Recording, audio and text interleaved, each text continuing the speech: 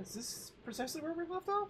I believe so, because... Yeah. Okay, so last time, if I remember correctly, to catch you up to speed and kind of help refresh your memory, we went into the desert with Faye and Chitan because we tried to get parts for Weltall. That didn't work out because the place we found only services civilian gears and Weltall is a military gear. Right. So from there, we went into the desert. We ran into one of the best characters in the game and had to fight a giant sandworm. Then we got thrown onto a ship. We were basically going to be taken to an Av Gulag. Bart helped us out in a weird roundabout way, and now we're trying to find our way out of here with him. We ran around the caves looking for some sensors for Old Man Balthazar, which opened the sand barrier so we could get the hell out of here, but he was freaked out because he said our mech is the host for the spirit of the Slayer of God or something like that, only to immediately double back on it and say he said nothing, then immediately tell us to get the fuck out of his house. We got the fuck out of his house. Also, Fi killed that dude on a motorcycle. Can't forget that still. No, we will never forget. So anyway, yeah, that was the sand barrier. It is now gone. Yeah. It was basically just a big red wall. Right. A big don't go here wall. And of course... Yep.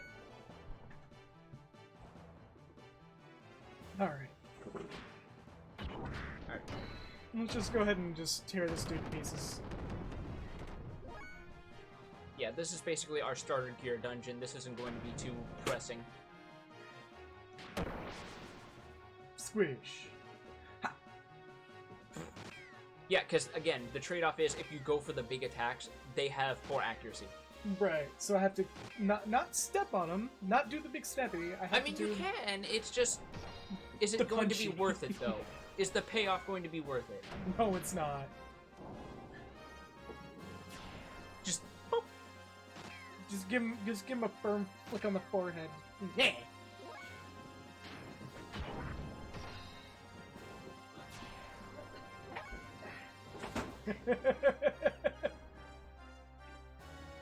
Oh god! Like, there's just so much satisfaction to doing this shit. It's such an easy way to grind, too. See the screen? Yeah, I see the screen. Okay. Let's go move that over here, then. Better? Just, yeah. Okay. Oh, shit, Bart leveled up. Got that extra armor! Which isn't really worth much to us. It's, well, no, it's worth about 12 gold exactly when we sell it. 12 gold. A whole 12 gold. I got that one, but 2 halfpennies! That's pretty much what that is. You forget the frequency of encounters in these old games. Like, oh, we didn't see that last time. Yeah, I told you before, these guys can charge up, which means they do more damage.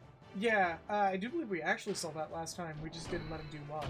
No, I don't think we saw it at all. We just saw them, like, try to... Yeah, there we go.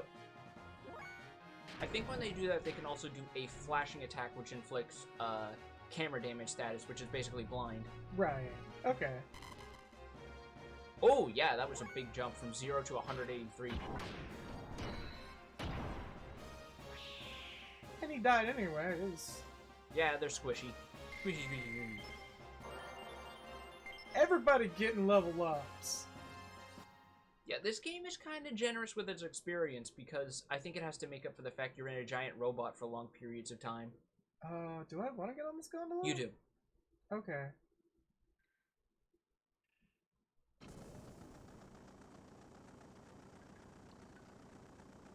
A scenic gondola ride. Just zooms in and it's like the Ferris wheel in FF7.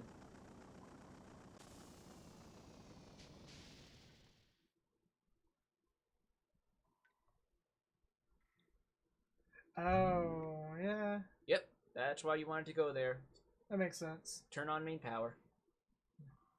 Turned on, operating normally. Because remember, this is an excavation site. Surprised there was no encounters, during that. Well, it's because you're also not on your gear, so I imagine they couldn't figure out how to finagle it. So they just said, okay, while you're out here, we're going to make it so that you don't run into anything at all. I mean, unless you want to run into a mayfly while you're not in the Weltall and Brigandier, so oh be it. No, that's back where you came. Right. They will be doing the big steppy. Yes, they will. Alright, you want a little glowing light there? Oh, wrong button. Yeah, it's menu. No, that's jump.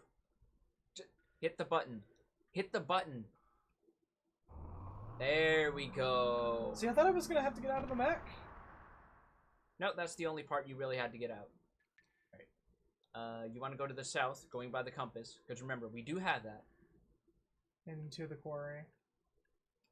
Yeah, you can actually see signs that they were actually doing digging here. And you can see there's, like, the way the rock has been cut. Yeah, it was... They were trying to keep it... Huh, there's a save point here. It's almost like us stopping where we did was completely pointless. Or, like, it's foreshadowing that something may be past this next transition area. More monologuing villains. Oh, you're going to get plenty of that in this game. Oh, no, I'm sure.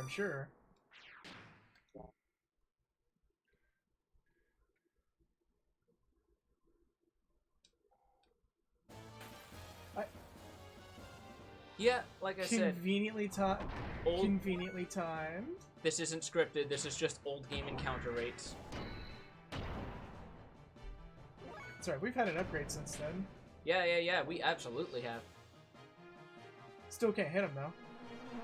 Well, he can't hit us if you use Wild Smile, remember? Ah. Yeah, Bart has that. Alright, you remember Gear Death Blows, right? Triangle, square? Right.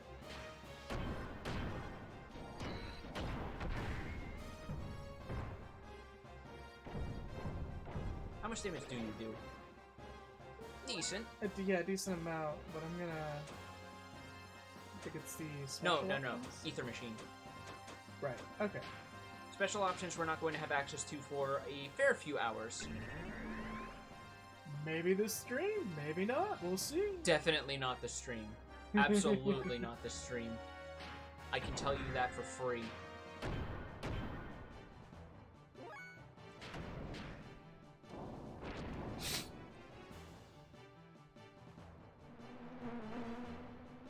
He is determined.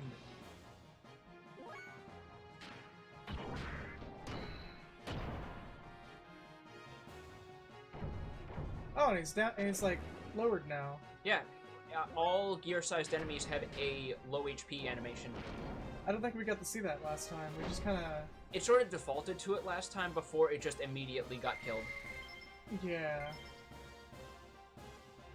Get that eyeball in there. Literally on the fucking button. Yeah, on the same frame as you getting down here. That's not uncommon for this game, unfortunately.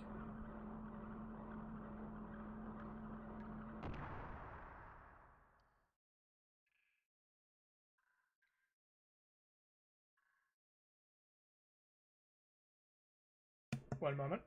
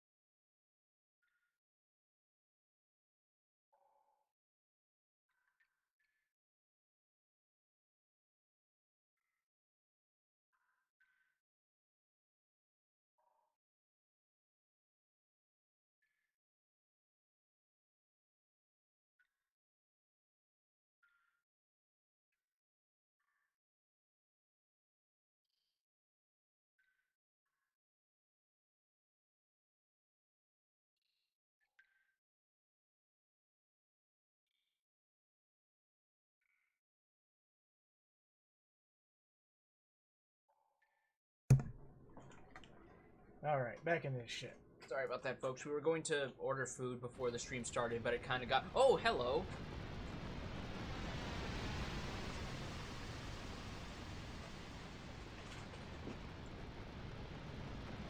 Yeah, you're big boy. That's a boss. That's a big boy. Oh, that's... Yeah, there's actual positional audio on that. That's clippy. It sort of is, yeah. Wait.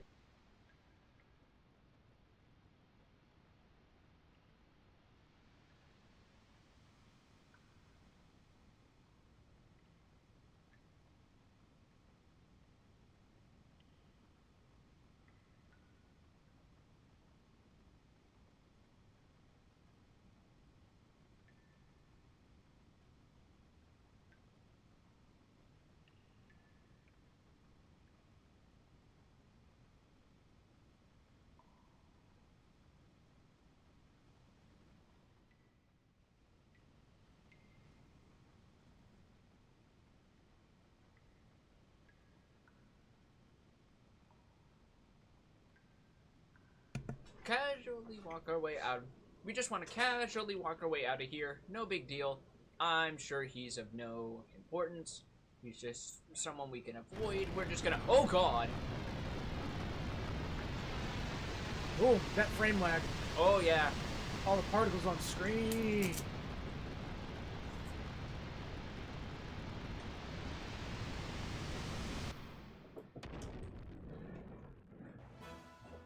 Goodbye, Jojo. So here's our first proper boss of this game, Calamity. And I say proper because this is the first boss fight we have a chance of actually losing. The other ones were kind of more or less just story beat fights that weren't... You would have to try to lose at those. Interesting. So this is where it's at, where... This is where our first proper boss fight begins, and he's a bit of a doozy. Yeah. He's got a lot of HP, he's got some pretty hard-hitting attacks, but you know what we got? This. Yeah. Yeah. Most of Calamity's attacks are physical, which means that is just going to immediately hinder a lot of his offensive potential. So from there, it's just a matter of alternating between auto combos and gear death blows. Gotcha. This is some straight up like Gundam tier design too. Like in a good way. Yeah, no kidding. I mean, I told you before, the director is a big fan of mech series, especially G Gundam. No shit. Kaiger's over here like, hey, it's Alexander. I can see that. I can actually see that. How'd like, you get the... 14's Alexander specifically. Oh yeah, the one with the worst battle theme in the game. Oh hush. I'm not gonna shut up about that. I'm still mad about it.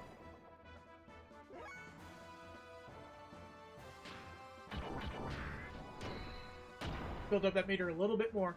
Yeah, because Face got enough for a level 2 pure death blow. Bart only has the 1. So his isn't going to go higher than attack level 1. Oh. Oh. We don't talk about that one. Oh, fuck. That's fine. Alright, so square and triangle. Just straight up bicycle kick. Right. Yeah, you're already seeing just how good Wild Smile is for boss fights. I'd say every other turn's a good point to stack that on. I don't think you even need to refresh it, because I think by the time it wears off, the battle's already pretty much won. Fair enough. Like, it's just that good. Like I said, it's basically freaking Secunda from SMT. Might as well. Yeah, here's the unfortunate part. That missile silo attack right there, that's an ether ability. Oh, shit. And it does big boy damage. Yeah, it does. There's going to be plenty of bosses who have ether abilities, so defense and accuracy debuffs aren't going to suit you so well. That's why I see a lot of people say that when you're upgrading your gears, if you can only afford to give up one thing, you might want to lowball armor, because a lot of bosses will just have attacks that ignore it, like that.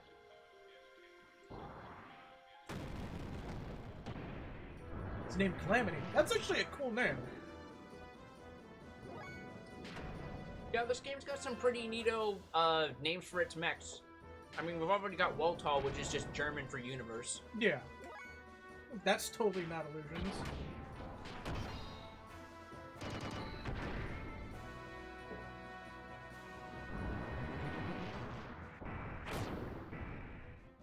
try to do Big Punch. Trying to outpace him. I think I'm doing a pretty decent job. Yep. Remember, he's got Chain Whip, so you want to do Triangle, Triangle. Well, I know, but I'm kind of leaving him to all the death blows to Faye here, because he seems to have the highest output compared to the Chain Whips. Well, it's also the fact that Bart himself as a character doesn't know many death blows, which means his gear doesn't either. Yeah. Bart also has slightly more attack because he has that weapon that we found equipped.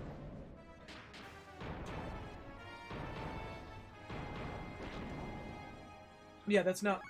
I mean, it does the job, but... Alright, compare it to Triangle Square. So, Triangle Square. 206, yeah.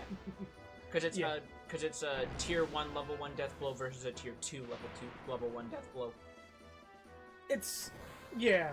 I hope he at least gets something to back that up, though. He's going to, it's just, again, we have to train him up as a character before we get the returns in him in his gear. That's right, I don't really have much of a healing ability right now, do I? Yeah, no. Inner healing functions differently when you're in a gear. Instead of restoring HP, it removes defense debuffs. Gotcha. So in short, outpace this guy. Yeah, because there's no way to heal presently either. So a lot of these early boss fights are going to be battles of attrition. Hello! Welcome, Kyler XI. Apologize if I don't get... or XIXL. Apologize if I don't get your name right there.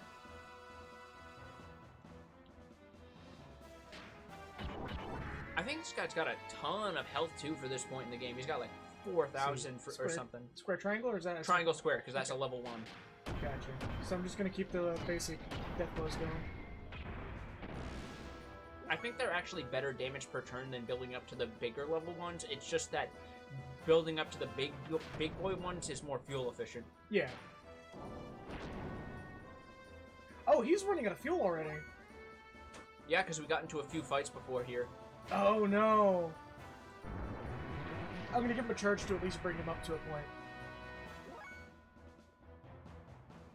Yeah, yeah. It's about the general mental pathing I was getting going here. Yeah, Phantasy Star Online 2 is like... It is... Like, if... I think you even described it to me this way. It's like if Studio Trigger made an MMO. Yeah, pretty much. Yeah, I feel like I should do Wild Smile just in case. Yeah, because again, I don't know if it even has a timer on it.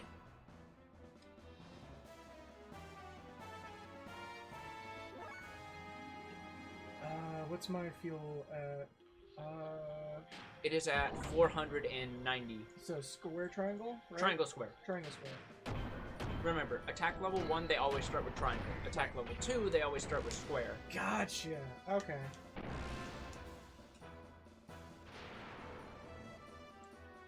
This guy just really does not like Bart, does he? No, he's sick of his cheeky little smiles. Sick of him just go, fuck you smiling at me for, bitch. Right?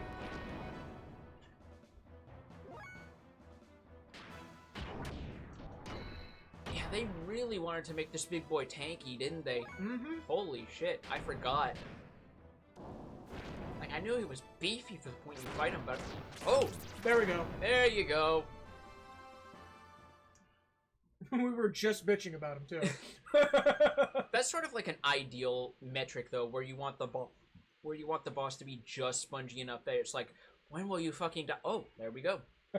What an idiot. Trying to scare us with all show and no power. FA? Here it comes. Anyway, looks like that's the exit. So it'll be adios to this old cavern.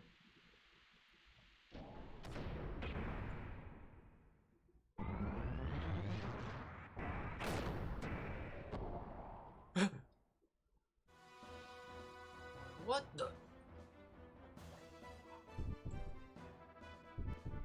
Here we go. Right. Get out of the way, Bart. Keep your eyes on him.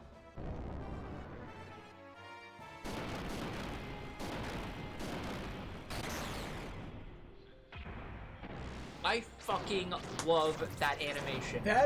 Was like Shaolin shit right there. Like that was amazing.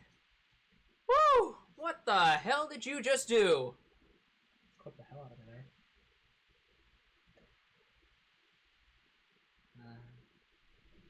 It's my ball. You're fine. Hey! Hey, Faye! Stop ignoring me.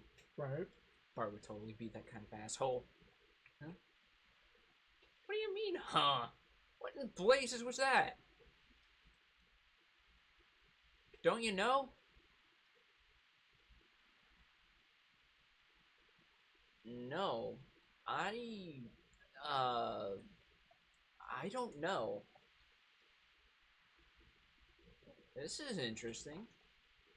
That was incredible. You just blew that huge thing to pieces. Right? He just like slows down time and just goes ha ha ha with his finger at the dude's heart. Oh my god. I've drawn a pentagram on your chest. Healing touch.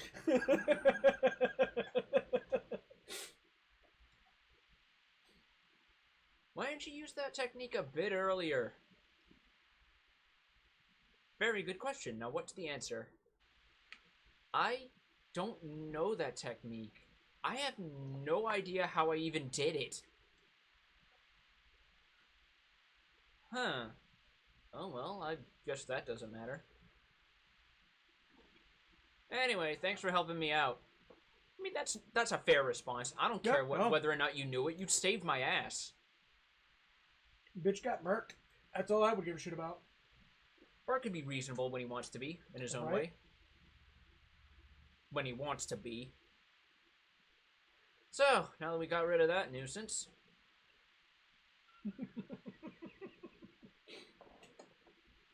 I healed him in the name of the Dark Lord. Let's get out of here, F.A. So something interesting to note. I don't know if you'll notice this immediately, but open the menu after that fight. Oh yeah, don't I get like something new out of this? Despite the fact there is no results screen, you still got experience points. Faye gained a level off that. Ooh. The fight with Bart was the same way. Even though the game didn't give you a results screen, Faye got experience from it. Nice. There are a couple other instances where it does that. I just figured it was nice to let you know. Yeah, no, I would have completely gone without knowing. Yeah. Like, I'm that kind of not entirely there. I don't think they give you items and I don't know if they even give you money, but you definitely get XP. Yeah, I don't know if that's even classified as a human target. Because it seems like it's being piloted autonomously. There was no person in it shit-talking us. Yeah. The only person who could have been riding it is Old Man Bao, and we are going to see him again later. Oh, of course. He's a named NPC. I don't think this game is going to just give you a named NPC with that much dialogue and just go, yeah, he's done. Alice. Oh. Fucking Alice and Timothy. I never thought we'd end up here. Look at this background, by the way. Look at this shit. Who's really behind the giant robot? Who's really behind the giant robot? Old Man Bao! Old Man Ballsack!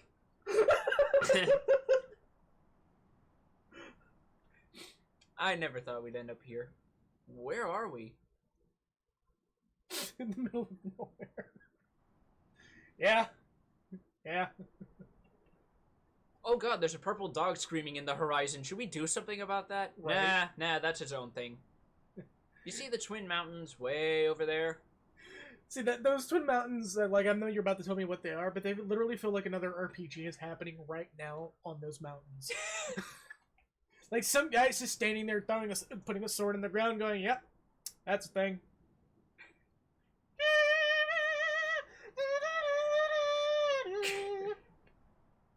I mean, you are going to see just how diverse the area locales can get when you see that place, because we are going to visit there later. See those Twin Mountains over there, way over there? They kind of look like tits. That That's where Bledavik, the royal capital of Av, and Fatima Castle are located. Okay, so royal capital.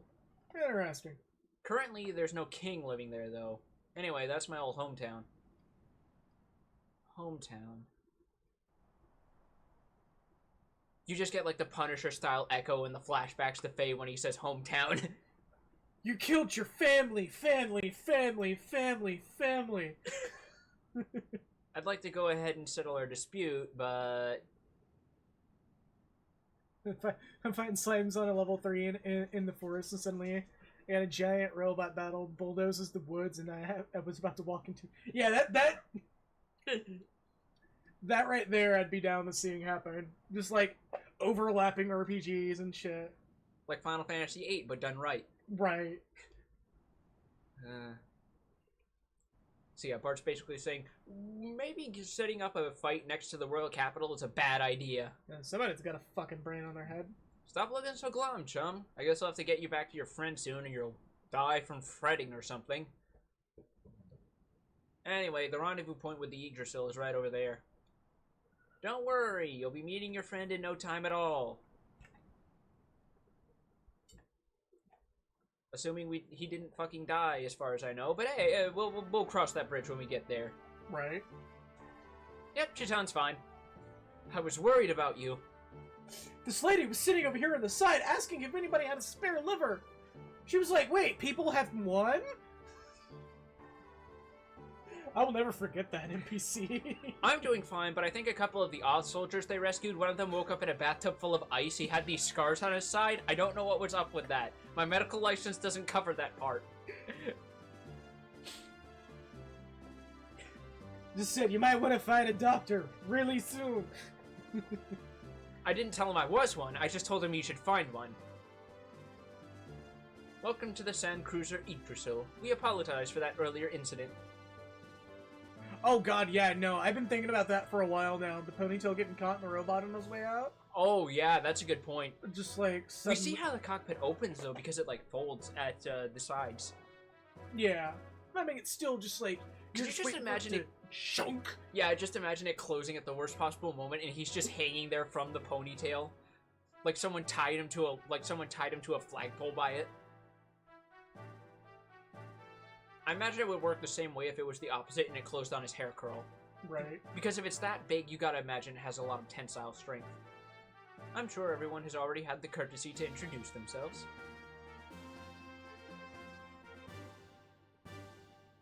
Then it starts descending into the storage room, and he's like, "No, I don't want to go."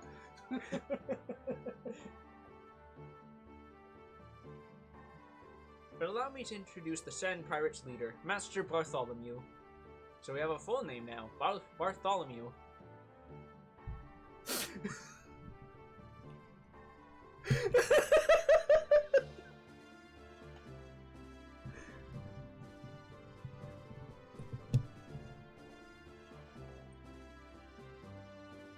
By the way, may I ask, Master, did you apologize to Master Faye? What? Yeah, I told him I was wrong, right?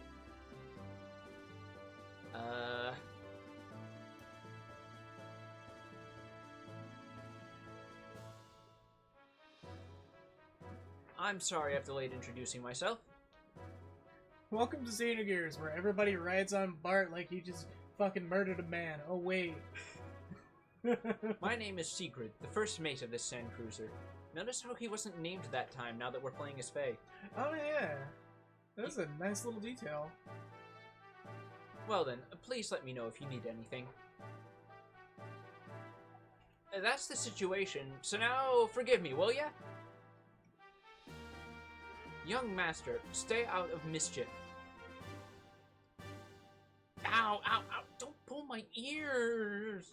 No. So I feel like that was a slightly weirdly translated line there. I mean, you imagine it's just like the anime thing where he grabs him by the tip of the ear and lugs him around. He's just like lurched to the side. Yeah. It is well made and comfortable. What is wrong? Look down. You're making that noise again. Well, tall. Something happened. He just goes into a very long spiel that sounds like he's just drank a.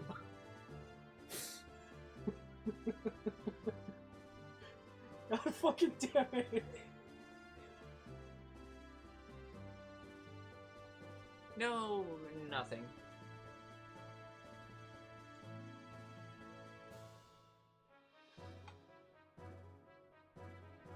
Okay. Alright, so now we are in the Yggdrasil. Specifically, we are in the gear hangar. As such, those two blobs of pixels over there, that's us. It's not hard to get lost your first time around. Yeah, no shit. We can also go to those hangars over there, and we can actually see the higher quality rendered models of each gear. Ooh. So we have Bart's gear, the Brigadier, and we have the Weltall in here. And you notice there's a few empty ones here, and on the direct other side. I'm assuming, yeah, I was gonna say, I'm assuming I just activated it. Yeah, and we can talk to this guy over here, and we can get some fluff text on here. Here, lowdown on gear. This is Brigadier, our boss, the Young Master's gear. Weight 17 sharls, base weight 13.9 cons, full weight 18.6 cons when fully equipped. So we have a dry weight and we have a weight when fully stocked. Nice. It is specifically tuned for desert battles. The power of the hover thrusters in the legs are especially worthy of attention. Oh, and the eye patch and feather decorations were added later at the Young Master's request. Of course. We didn't know what to do when Young Master said destroy one sensor and put an eye patch over it without weakening the ability to reconnoiter.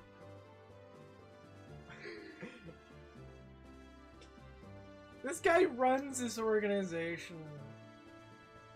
This guy runs this organization. Also, he's a year older than Faye. Why? Bart is the... I told you before, he's literally the precursor to fucking Zeke in Xenoblade 2. This guy's a Shininbya! I want to see that shit from the front, though.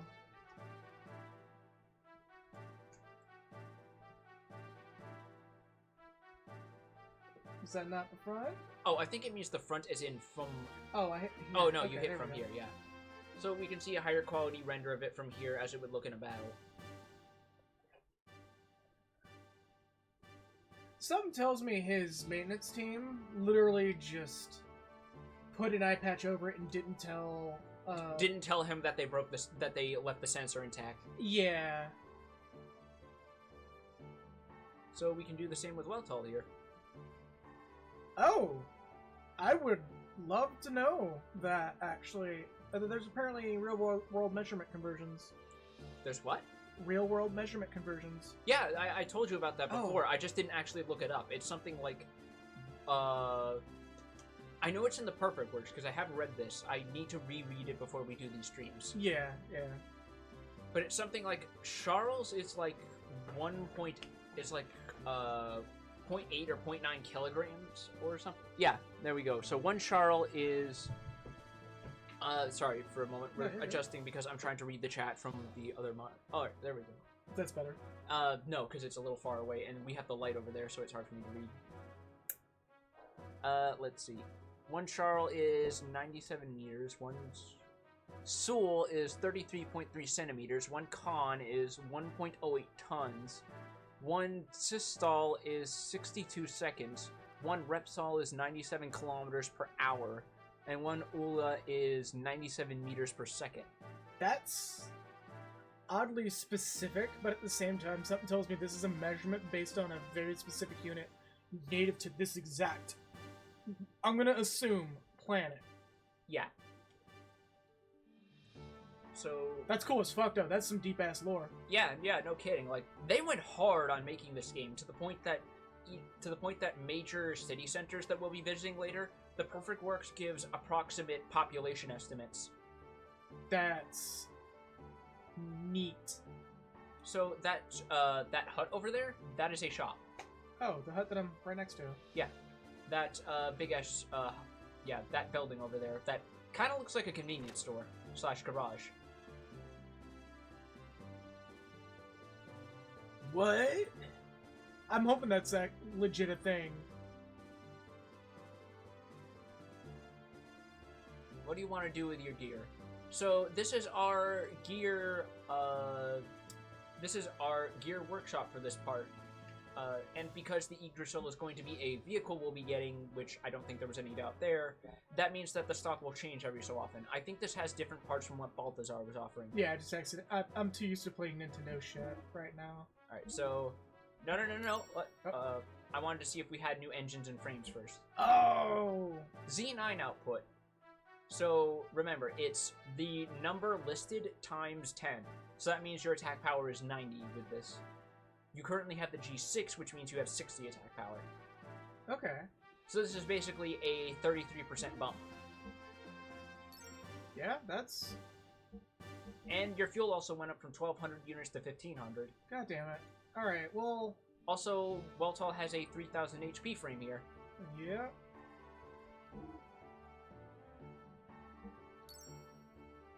Alright, armor, MS9. Just going to skip MS8. I mean, look, we don't talk about Microsoft 8. We just go straight to 9. I was making a reference to 8th MS Team. Oh. That's just as funny. Alright, and remember, shoulder button. Yep. And tune that boy up. Yep. Z9. No frame for him, so we'll just go right to armor. Oh yeah. Fair enough. And like I said, you burn through money fast doing this because you're already down to like... Look at how much your money went down now. You're down to like 2,400. Yeah. Like, after the next few story beats, if you just want to... I would not blame you if you wanted to like take a moment before we did the next stream and just like death blow and money grind. That's the plan. I'll definitely be doing that off stream. Yeah. But for now, I think we got enough going on before we reach a point where I would say we should definitely buckle down for that. Also, yes, absolutely, fucking Brigadier looks like that fucker fucking lifts. Like, I mean, it's a robot, actually, but it lifts. Hold on. Go back to Brigadier. Look at the feet. Look. You see how there's, like, moisture or rust or something at, like, the foot cuffs? Oh, yeah, it's very subtly. That's actually a neat detail because since they have hover thrusters, there would probably be some sort of like moisture or coolant system running through there. Yeah, no, that's an impressive detail for a PS1 model. Yeah, ton of details. Probably use some dithering too, just to sneak it in there. A little bit. If it's a vending machine, no, okay. It probably is a vending machine. We just can't do anything with it. Maitreya admired your dive technique. I hear your zoom technique is flawless. Do you think you can train me on my next watch? That gear with the slender build withstood Brigandier's rod? What kind of armor did they use to cover it? They used the legendary Gundanium alloy. They used an armor composed entirely of the parts of one single angry new type. Right. Alright, so if you want to get out of here, that's to the north. Yeah, I'm exploring a little bit. See if I could find any... All those other paddocks are empty. Yeah. There's not really much else to see here unless you just want to see the scale of this place, because this dock is big. To be honest with you, I actually adore scenes like this. Yeah. Where it's like just no reason to be here, but giant robot shit. It just sells you on the scale and realism here by adding all these little details, like all these warehouses, all these little like panels on the side. Like, again, you can see a lot of where Xenoblade's sense of scale came from. Yeah, no.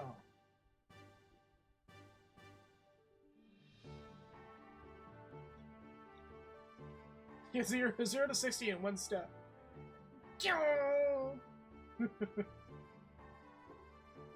Alright, that's not... That is a real fake door. We can't go through there.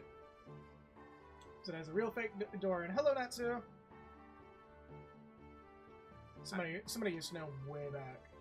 Right. Alright, that door over there with the NPC standing next to it, that's where we can get out. Okay. This door leads to the hall. There we go. And here's the Yggdrasil corridor proper. Alright, so here's this guy. See what he's got to say. What? Why am I here? Can't we put that behind us? It's not like I'm being made to stand here as punishment for not obeying lights out or anything like that, is it? Actual in-universe reason for why the NPCs always stand in one place. Oddly specific as well. You want to know the best part? The excuses changes every few story beats. So this dude literally, well, okay. Implying that it's the same guy. It is the same guy.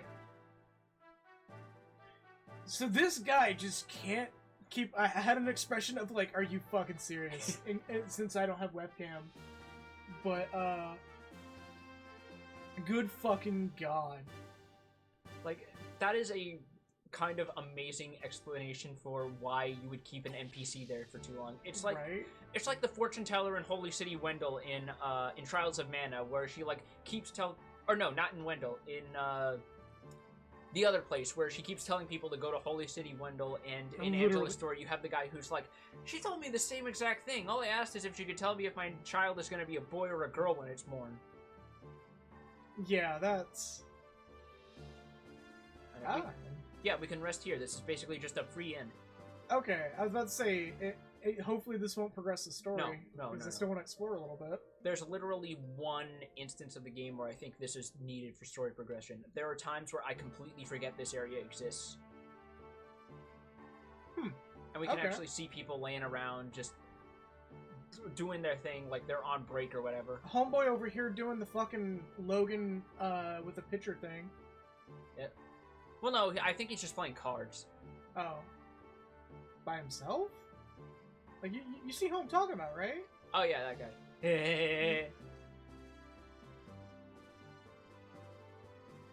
Never speak of this again. Can't really say anything to this guy. I think you can, you just have to twist the camera a bit. My daughter is waiting for me at the base. It's been so long since I've seen her, so we're gonna spend a lot of time together.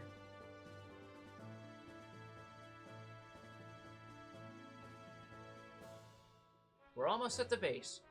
Finally, we can rest.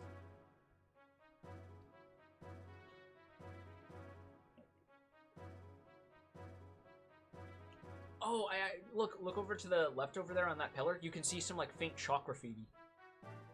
Like this over here? Yeah. Oh yeah, sure enough.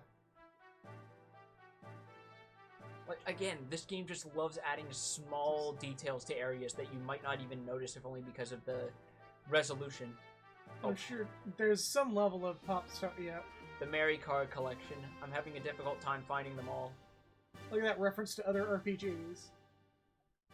Oh, let's try that other guy again. Yep. Just twist the camera. There we go. I guess there are many things in the world I've never seen.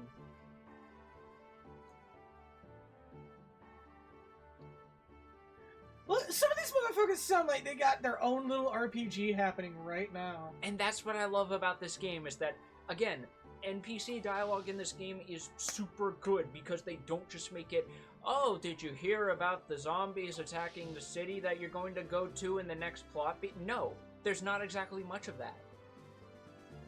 And there is clearly a kid on this thing, or someone who likes stuffed animals. This room might have a purpose later. Just keep it in mind. Just keep it in the back of your head. That is definitely a penguin.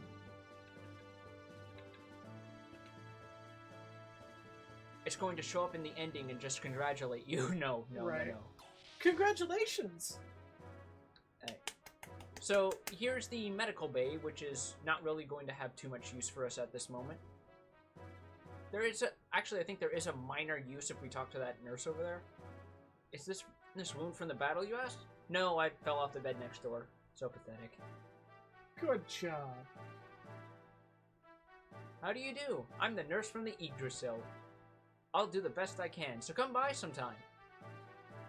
My first impression was excellent. She's gonna take your liver! Alright, so here's the very minor mechanical reason for this person. She will basically weigh a character and tell you whether or not they're over or underweight. Oh, please, no one's there. Weigh the air! Good, perfect weight. So yeah, this is just basically like a weird fluff mechanic that I don't know why it's here, but they thought to put it in anyway. So we're probably gonna get some dude, like, that's just... You're overweight. You need to lose weight. And him just going, I'm fine how I am. Alright. Grow bigger! Grow! Don't yell at the plant, sir. It doesn't do well under pressure. This tree was planted when the young master was born. It grew alongside with the young master.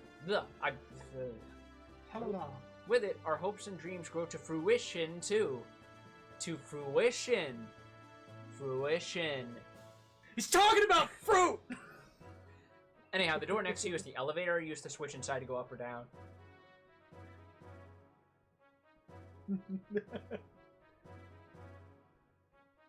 a lot of verbal encouragement, even though we're not in space. And over here is what is known as the gun room. Looks like a bathroom for a second. Oh shit, yeah, it's got the same tile. Oh god damn it. Now that's gonna be in my head, you asshole. Yup. God damn it. So... Oh god, we have a full memory card now because you keep rotating saves. Yeah.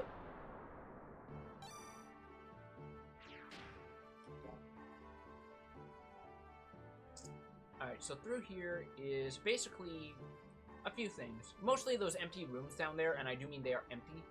But we can also talk to Mason here.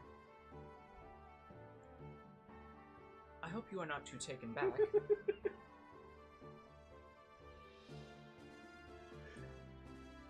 Thank you, Nurse Lucy. You can shut up now. Lately, there are far too many highly energetic lads around the young master. Ooh, Mason. Mason. So, yours truly, who is in charge of education, decided to have this room created.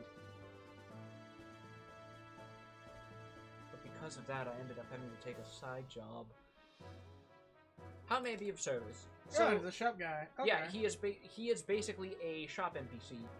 He sells a few basic accessories. These will change as the game progresses. Power ring, we've already seen. Stamina ring, I think we've already seen. Speed ring is new. It increases agility by +1. Guardian ring, I think, is a percentile defense increase. And then somebody said in chat, it's kind of broken. But we still don't have a lot of money, so we'll hold off on this. Fair enough. However, I probably could sell that gold nugget we found. That good old gold nugget! Don't sell the scales, because remember, there is going to be specialized vendors who will buy those monster parts off us for you. Yeah, hopefully you're going to tell me when this happened. I will. Okay. Because I know you're the kind of... shit. Going for money. Yeah, 2,000 gold. The only item that sells for more is gold bullion, which sells for 4,000.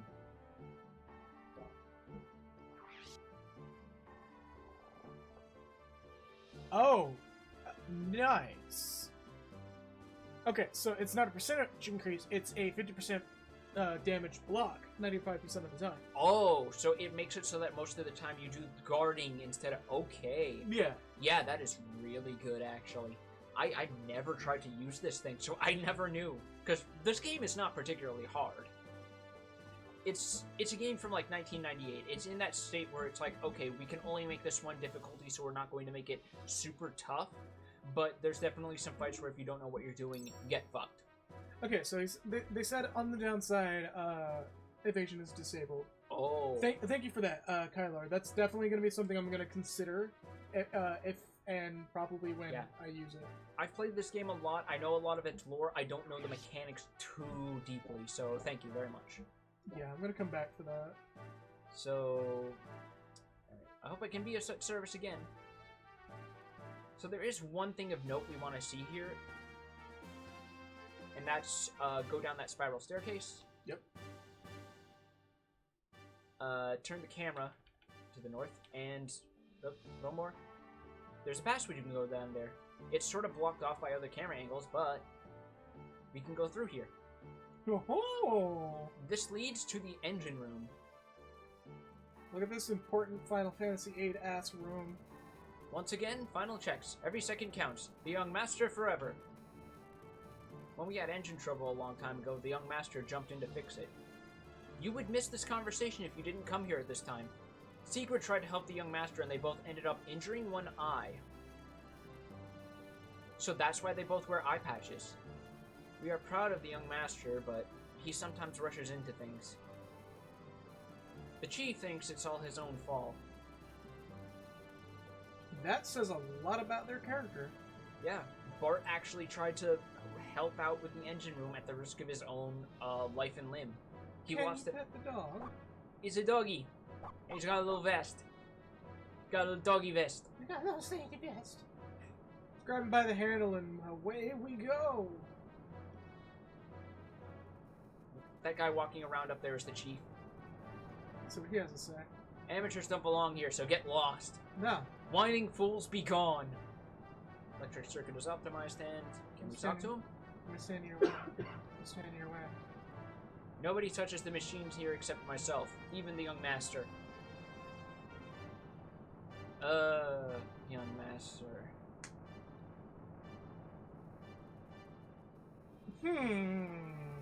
So he's. I mean, we kind of already had an explanation why he's. Yeah, because he's like, oh, fucking damn it. Yeah, get out of here, amateurs. Even Ted doesn't want to be here. Yeah, Bart. Yeah, good point, Specialist Ted. Yeah, I definitely remember that period of time during 14.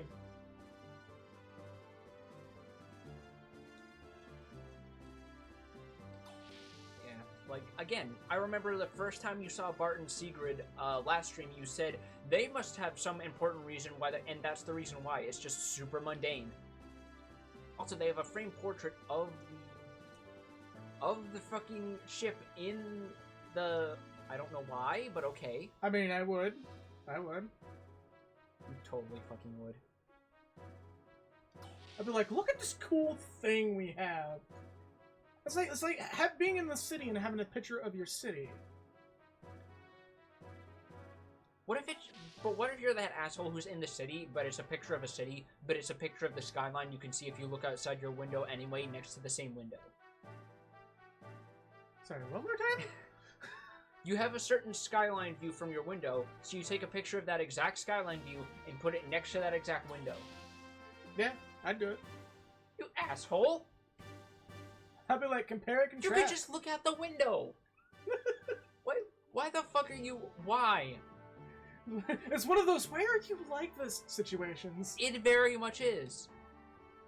By the way, we just got a long-ass dinner table. Glass chandelier? Mason, no wonder you had to take a part-time job. What the fuck? Have the old lady over here and York all the way over here. Yep. It'd be a lot easier if you could just sit right here. That's basically just gotta be every breakfast conversation with fucking Sigrid and Bart. Every time he wakes up, he's just in his pajamas. He grabs a bowl of cornflakes. He's just sitting at the front of the table. And Sigrid's just like, Bart, please, you're getting milk all over the mat. I'm what? You're getting milk all over. I'm what? What are we doing? No, you know what? Bart wouldn't get cornflakes. He'd be the asshole to get like the most sugary ass cereal, like fucking the stuff Matt would eat. Yeah, like that is mahogany. Mahogany. Like he'd be sitting there eating he'd just have this pristine bowl from like some place that he stole from that's like this nice lacquerware thing with a nice deep shade of blue, and he's just eating fucking Sour Patch Kids cereal out of it. Look at this fucking steam rifle over here. Yep, look at that matchlock ass rifle that no one in the party can use, so it's just entirely decoration. That's so fucking cool. Alright, so the exit, I would assume, is just... Yeah, the exit is through here, and then the only place we haven't checked is the elevator and thus the bridge. So, up there. Yup. I do like how this place is laid out, because it's a straight shot if you just want to go right to the bridge, but you have all these side paths with all these characters to check out every so often. And again, some of their dialogue does update after story beats. And I'm assuming that's the way up. The top side. Yeah, but okay. I think we're currently submerged, and you rarely ever get to actually go up there unless the story calls for it. Right. So that ladder barely sees any use. And here's the bridge, which we saw before. We only saw it briefly during the point where we were seeing everyone get ready to sink that ship we happened to be on, but hey, it was a prison ship. He helped us out in the long run. We good. Yeah, he pushed plot forward. Because he runs... Yeah, Bart marches at the beat of his own drum, so we're just gonna forget it. We're just gonna not talk about the fact how he almost fucking killed us. It's fine. It's fine. It's fine. Right. So there's a few things we can do here, actually. See our dolphin friend back there. Yeah, hold up. What? What? Oh, sorry. I didn't realize you were here. By the way, furries are just a thing in this world. What? Want to hear some hot sounds that I recorded? So this is basically a sound effects test. Oh.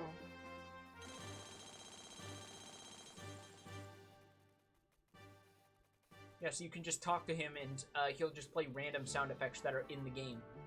Which makes me so sad there aren't enough people who have, like, looked at this game and pulled it apart to the part that they extracted the sound files for those sound effects. Right? Because the fact that they have that in there is like, why have people not made more soundboards with this game? That would be fantastic. I also was expecting him to just be like, yo, have you heard my SoundCloud? He probably would. He would have a SoundCloud and a Spotify. What the fuck are you talking about? You want to see the ship's chart? So this basically lets you see the world map. Yeah, sure, why not? So this is currently the map of Ignis, which is the main continent, and the green dots are areas we have been to, the yellow dot is the Yggdrasil. Okay. And you can see, like they were saying, this continent is like more than 60% desert. Hi there, I'm a dolphin that listens to sand. You guys want to listen to sand? Also notice that Lahan isn't marked on the map anymore.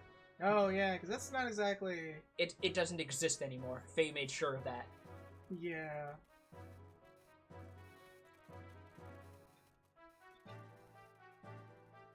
So, to advance the plot forward, we basically want to talk about... Yeah, just save again, just to be safe. You already saved, but... Yeah, that was, like, reflexive. Sorry. I don't blame you. I don't blame you. Especially when we're in the middle of a recording and it's like, you never know when something's gonna go wrong. You never know. You never ever know.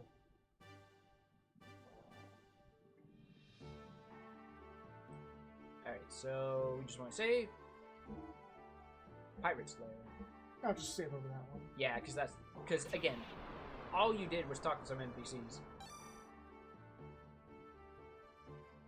Finished, and now we would just want to talk to either Bart or Sigrid to advance forward. Alrighty. We're almost at my hideout.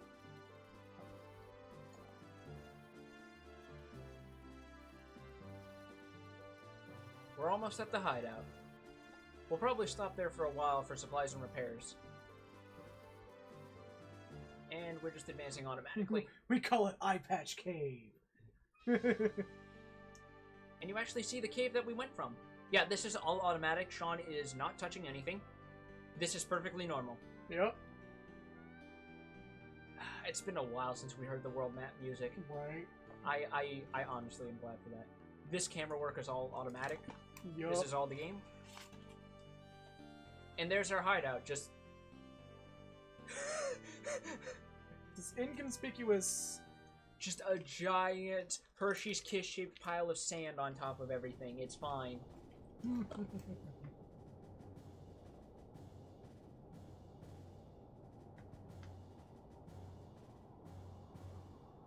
I just love this sudden contrast of how we start out in this little rural village, and from the moment the gears show up, we get progressively more and more sci-fi as we go on. But there's still these signs that it's like... Again, this is all... Most of this technology is salvage, so a lot of this is just stuff people find and have to learn how to use as they go. And that's just one of the fascinating things about this game, is how these seeming anachronisms all come together to create something unique.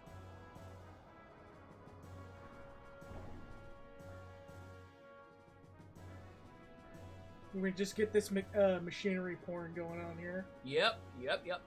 We're going to get a few scenes of that. Yes. Nice sweeping camera down here. With a porthole on top and everything.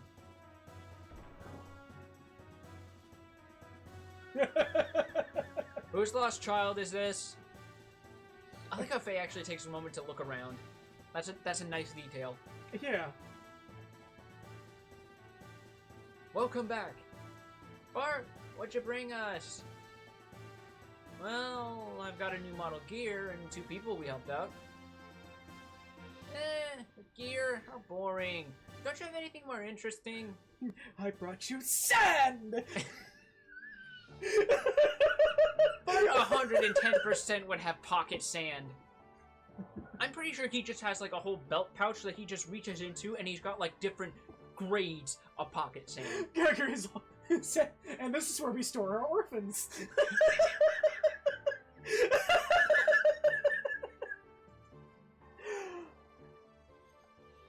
Max size pocket sand is probably what Wild Smile actually is.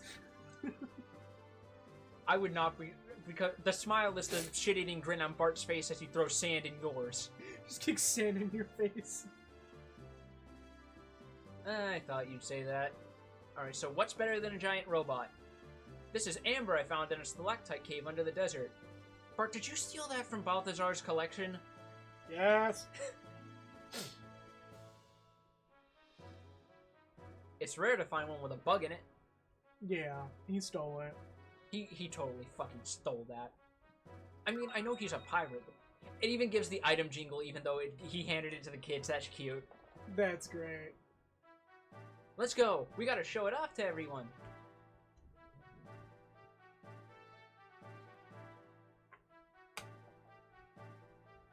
Otherwise it'll do something or just make a really annoying... Oh yeah, that might as well be a Jurassic Park reference. Yeah, kicking sand into the intake and it'll otherwise do something or make just really annoying for like 5 minutes, driving the pilot nuts, thus making him miss the blows even more. Oh my god, that's actually brilliant. I just cleaned it! Fuck! Just that's the perfect way to just weaponize living in the desert. You just got all these ob gears. You throw sand in their joints. They're like, no. Oh my god! And he's got like a warning light, and it's like the check brakes or check engine light in your car. It just goes off for no reason every time when you get the stand in there, and he's just like, "There's nothing to be. Why are you doing this? Why are you telling me this?" It's just a light that just says check reactor. Yes. Why don't you two go have tea with old Mason? Thanks, old Mason. I just like how he doesn't even give Mason a chance to respond. He's just like, thanks, man. Please, walk this way. We don't have control yet.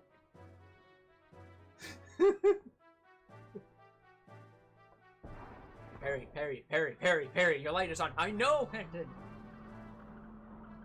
You know, actually, I think if we want to go all in for the names that we give to, like, nameless NPCs, we should just go full-on Gundam with it. Right.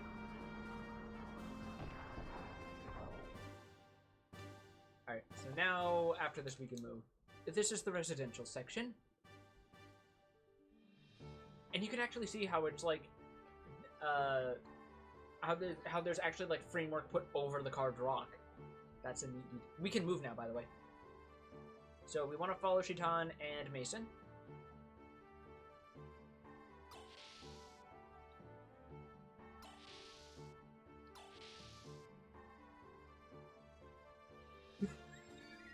Bart's mech is just constantly going, sand detected, sand detected. This is the dining hall. I'm sorry it is so gauche. Just Faye leaning over. Doc, the fuck does gauche mean? Lacking in tact and refinement. What? Ghetto. Okay.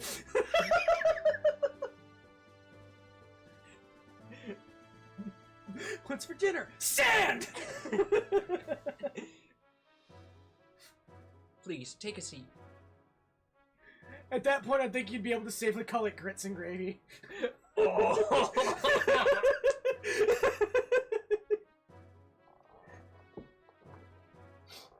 That is an oddly high-quality tea kettle render for this game. Like, look at that. Look at the... You can actually see, like, a fake patina on the brass. The budget was spent on that. The scene was originally intended... This scene was originally intended to have voicing, but they spent all the budget for that on this one tea kettle. Perhaps you would like some of my famous tea, Master Faye. Good doctor. Fucking hell, I'm getting a headache from this laughing.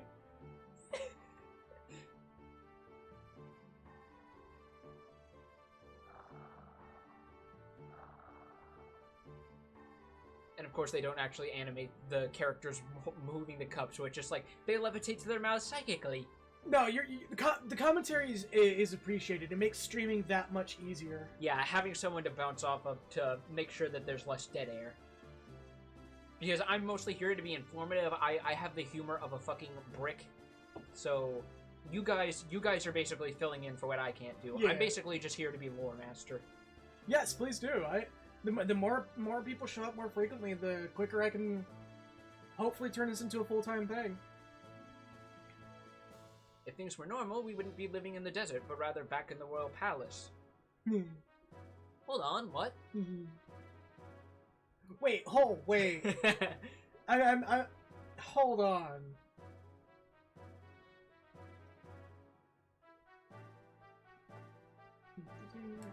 Done. Yeah, I do believe a lot of the PS1 era games were pretty much that general time frame.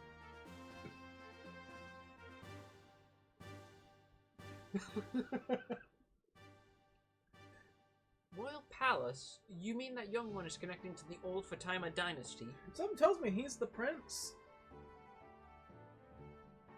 Pardon?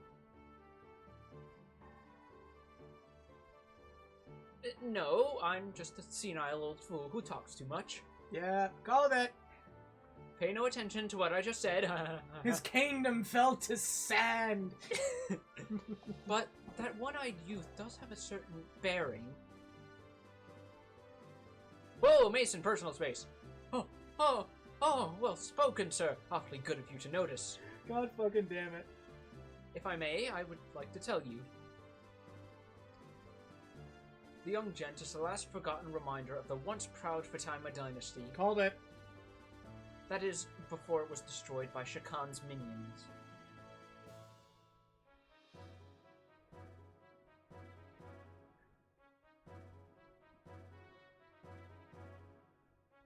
Studio, work day and night. Whoa. Yeah, that... Square sort of still does that, but it's like... Yeah, that stuff I was holding off on talking about that on the second disc, but I don't mind ripping that band-aid off right now. Yeah. Prince Bartholomew Fatima. Yep, called it. I like how they don't even fuck around with it too much. It's just like, they give you the foreshadowing when he mentions that Bledavik is his hometown, and then they just drop it on you pretty much immediately. Yeah, no, I'm glad they don't keep you sitting there going, yeah, I'm about to see this happen. This game doesn't really fuck around too much in actually filling in bits of giving you information as it goes. Yeah. There's definitely some stuff it keeps obtuse, but not for long. I'm sure they announced Bartholomew died of an illness 12 years ago. Did I inadvertently play into this into your tabletop?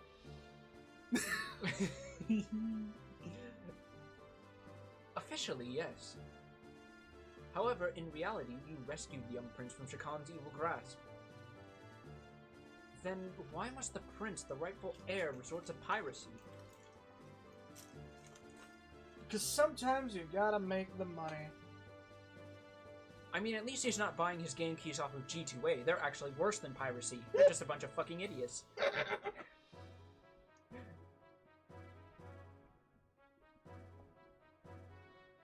Since fleeing here, we have had only one wish. To be the very best like no one ever was. I'm fucking laughing at Kagura's remark.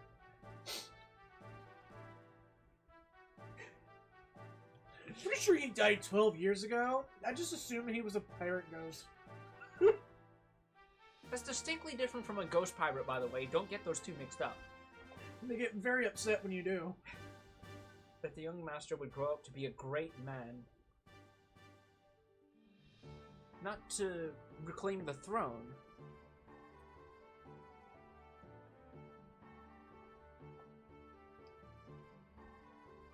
That is correct. Of course, to say we have absolutely no desire to restore his rule would be a lie. We have plans for that as well. And part of those plans would include piracy. I can see how this works. They're about to explain it in a moment. Well, yes, but there is a reason for that.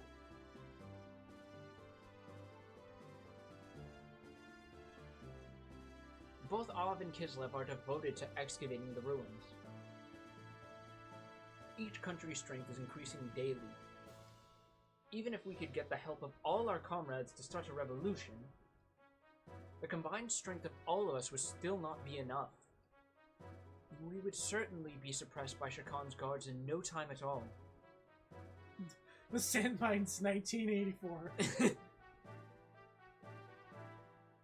When the sand economy was dying. The sand must flow! We need to make sand coffee. We needed power. We tried excavating the ruins using the Yggdrasil, but it didn't work as expected. I just imagine every time someone says the word power in this script, you just hear Groff in the very distance, just like, yes! Excavating requires tremendous amounts of time, labor, and capital. Yup.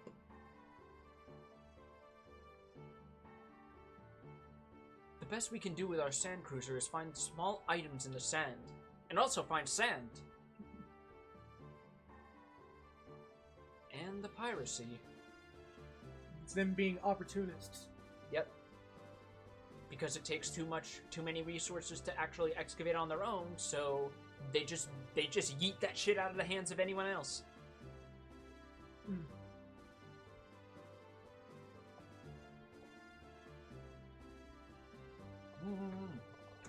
Regardless of who gains the ruins technology, one thing is certain.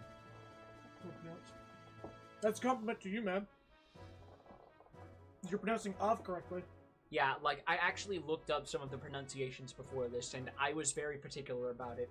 I actually looked up a whole list of, like, the minor, misnamings in this game, because there are a few of them that show up. Both Kislev and Av will simply use that power to oppress the other. I agreed with the young master's idea of creating a new power to balance things out a little. He was sick of having to choose law or chaos, so he decided to say, fuck it, neutral up in this bitch. Right? I see. It is far more effective to plunder from the shadows than to excavate the technology oneself. Of course, pillaging is an unpardonable act. Especially if you steal someone's purple Game Boy and never return it to them. I feel like that came from a personal place. That's a Woolly Lore joke. Oh. That's the reason why he hates stealing. For Ignis to continue like this, I'm sorry if it sounds rather self-righteous. That is something which outsiders like ourselves cannot comment upon. Yep. From what you've told me, I feel that the results of what you are doing will be good. Seeing your children here tells me that. I am much relieved by your words. And the piracy, I'll have you know my Blu-ray of Avengers Endgame is 100% legit, sir.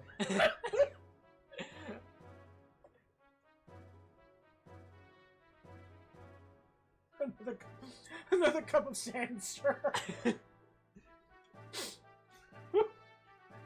This is just eventually going to reach like cookie clicker levels except sand. That is the only logical conclusion of this joke, and I'm all for it. Sand clicker? Sand clicker. You mentioned you had plans. Why have you not put them into action? With Miss Margie in prison, we dare not do anything. Well, that's a new name.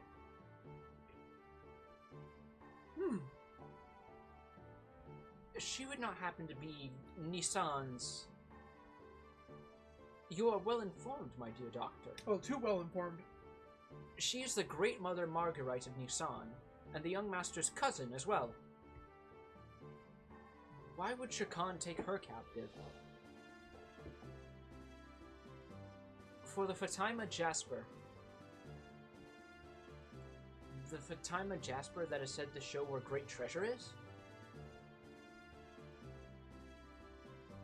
My good doctor, you do know an awful lot. I am most impressed. Again, it feels like he knows just too much.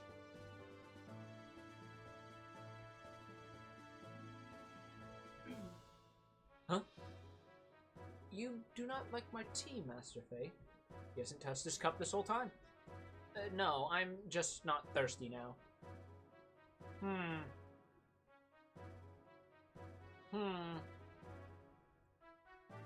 Well, we have no idea what the great treasure actually is. But it is said to be strong enough to save our kingdom if it is ever in play. It's like insane. I'm absolutely gonna name this VOD once it's done the Sand episode. No, Xenogears Part 3 between rock and sand. Got between a rock and a sandy place.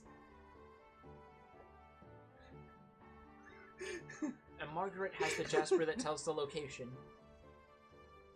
Wait, Nissan or the old guy? Why am I forgetting his name? I'm horrible with names. Mason? Mason, yeah. Yeah, the guy right here in front of us with the dapper-ass purple tuxedo. What? He's 29? No. Oh.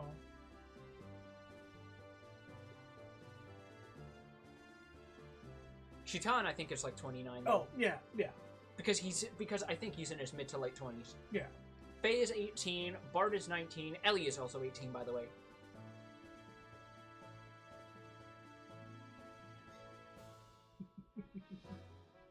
The young master and Miss Margaret each have half. Only by combining the two halves will anyone know where the treasure is. Yeah, sorry, I misinterpret sometimes. That happens with me. Yeah. I think Mason is in like his 70s or 80s or something like that. Probably. What exactly is the Fatima Jasper? When you say a half of the Jasper, I imagine some kind of necklace. Only the heirs to Av and Nisan know what it really looks like. I see. So that is why they have her locked up. It's just a gear. My guess is that when they do find out, her chances of living are not... I apologize. I mean... I was only supposing the worst case, so please, do not take it to heart. No, that is a terribly realistic scenario.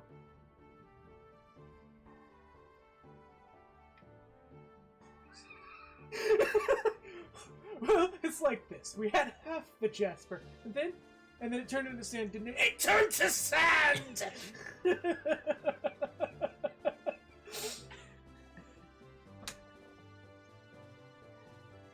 Shitan just low-key taking a swig of his tea. I can imagine Doc being the kind of person who just takes this moment when Mason has his back turned, pulls out a little flask, pours some like Irish whiskey in there. Yeah. It's like, I need to make this easier, thank you. Actually, no, considering his, no, it would definitely be, because I was about to say, wait, no, because he's got the Japanese thing going on, it might be sake, but then I realized, one, Japanese whiskey is pretty good, two, sake and tea sounds nasty. Yeah, it definitely have to be whiskey. Well, I haven't the foggiest. The gear! He means the gear, it has to be it! So did I literally just call something before they said something? And there's just magically a third cup there. Right. Oh, Jesus Christ! I just saw that. Yeah, they put it there when the screen panned away. Yeah. Even though they were sealed, sand's gotten into the joints. Curse you, sand! Wait, but isn't that intentional? Yes, but I mean more sand got in. We need to keep the sand levels at a moderation, Mason. We can't have sand. We can't have sand saturation here. That'll ruin the sand economy. Oh, you went a totally different direction than I was planning on going with that, and that was way much better than I had in my brain. It's a pain in the neck to fix, so I'm having the crew take care of it now. My job is just to pilot them anyway. Besides, I'm bad with machines, so I just get in the way. Remember that conversation we had about the generator room? Yeah, that got explained very immediately. And that adds more context to it. Yeah. So that's why Mason is just like, young master. Again, shit we would have missed out on. Anyway, what were we talking about? The cup disappeared. No, he's just it's just floating in front of his head. Oh.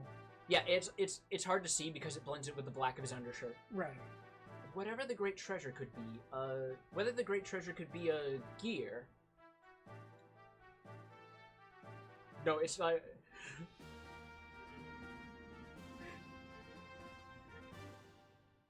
I dare you. Oh, yeah. You know, something like that is drawn in one of the odd picture scrolls. Picture scrolls? So wait, was I actually right? Keep going. Well, if you're interested, then let's go to the planning room. I'll show you what I mean, since you're my special guest. That sounds interesting. I don't like, if I'm right, I don't know if I'm like getting this game. But Kagura's got it on point. Look, if it's out there, it's either gears or sand. Right. Wait.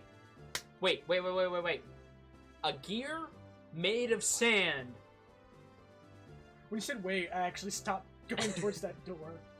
Like, just picture it. It's like Palo Sand in Pokemon Sun and Moon. She sells gear parts. Yeah, she does. I think it's the exact same as the ones on the Yggdrasil, though. She sells an Iron G-Whip if you missed the one in the cave. Oh, yeah, that's a lot of stuff we're not going to have to worry about for too long. Or we're not going to worry about just yet, rather. Okay. I will say there is a fight that we're going to want engine guards for, but it's like late in Disc 2, so we'll have plenty of money by then. Gotcha. Oh, wait, not engine guards, tank guards. Yeah, I got what you meant. I'm probably going to get a debuff that just bleeds fuel. Yeah. So anyway, so I think no, that goes out to the world map. We can go out there if we want to grind or earn money, but we don't need to right now. Yeah. We have our gears fully upgraded. Our characters' levels are pretty good for right now. Nope, that goes back down to the paddocks. We want to go through one of the doors here. I'm going to assume it's a door with a little post-it note on it. My room. Enter and die, Bart.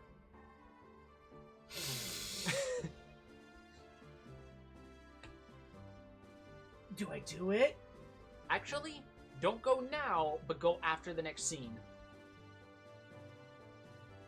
So that's back to the canteen where we were just in. Bart feels like he's still young. Like, younger than he is. He's a man-child. He's 100% a man-child. Like, I think I was entirely founded in saying he would be the guy who wears, like, pajamas and eats cornflakes for breakfast in his fancy gun room. This place is incredible. Again, look at this sci-fi shit. Yeah. In this otherwise surprisingly low-tech world. They probably do not even have equipment like this in the capital. Surprised? All this technology is thanks to Sig.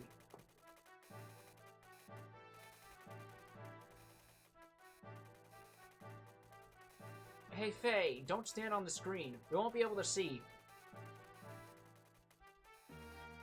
Alright, men? Display my special file on the main screen. Just opens it up. It's like some pixel art. Wait, no, I meant special file, not special. Everyone except me get out of the room file. It's sand porn. It's like 1950s pinup art of like a lady buried under sand. I was right. What is this? A picture scroll, nearly 500 years old. Like, this is another thing I like. Even the technology has its own, like, ancient aspects to it. Like, it's treated the same way as, like, an old school, like, actual rolled up scroll. Yeah, no. This is King Fatima the First. Body cloaked in flames, making a blood oath with giants. Also, Kagura asking the real hard the hard questions right now. Why do you have it screwed on the floor, and how often do you have to clean this? Especially considering how easy it is to wind up accidentally stepping on it. Yeah. It's probably just like a DLP projector or something. No, you don't understand. We need to step on it because then we grind extra sand in, which helps add more resolution. We need to push this thing to 8K. They say he used the strength of the giants to pound off. It is amazing that such an ancient scroll exists, and in such good state too. It's a projection. My God, the picture quality! Everything else that's from this era is only in 480i. Is this OLED? I thought the ethos controlled all such things as these. It switches to the next slide and it's just growl when everyone gasps. No, not that one! No, even worse. It switches to water. Oh God! Bart would totally be a fucking on-team magma. Because if there's more land, that means more sand!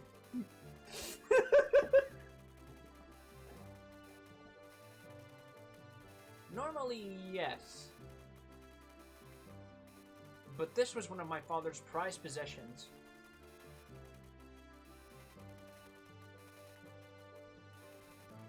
Next! It just cuts to a picture of Albedo with Momo in an awkward position. Oh God, what is that? No, next. Bart, what the hell was... We don't talk about that. We just move on. After founding the country, Fatima forced the giants into slumber. I feel like this is a missed opportunity for a Guts Man's ass meme. Dana. No, you know what this is? This is one of those things that needs to be green screened. Right. This deserves a green screen. I'm not gonna go out of my way to do that. Yeah. It's a pain in the ass already. To protect his kingdom's people if needed in the future, but we don't know where they are hidden.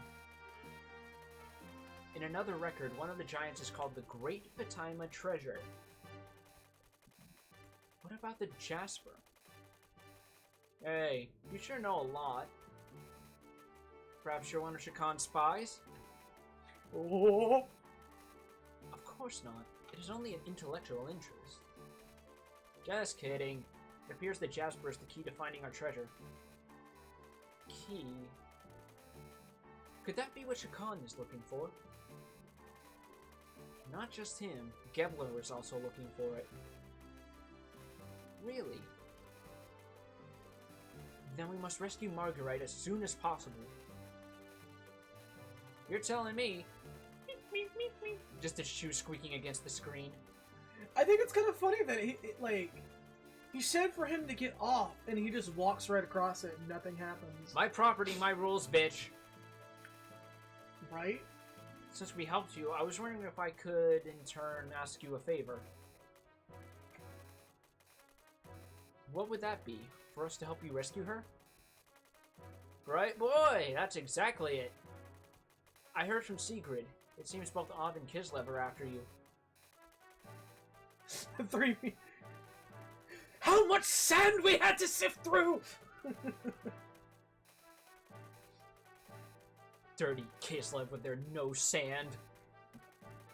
All their greenery and vegetables. And gravel! Fucking gravel! So we can help you, and you can help us. How about it? It's not much to ask.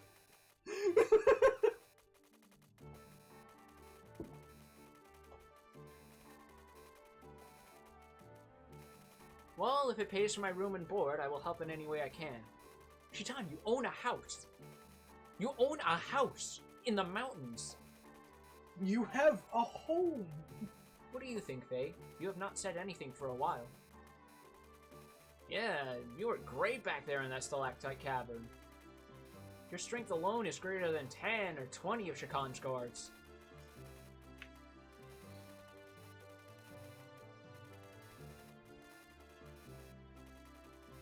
I'd love to have your power on my side. Why does everyone want to make me fight? Uh-huh? What's wrong with you all of a sudden? Remember, Bart has no clue about the whole Groff stuff, and he has no clue, because remember, Lahan to Groff to here was like 3 days in game. Yeah. So Faye is still like not quite out of it.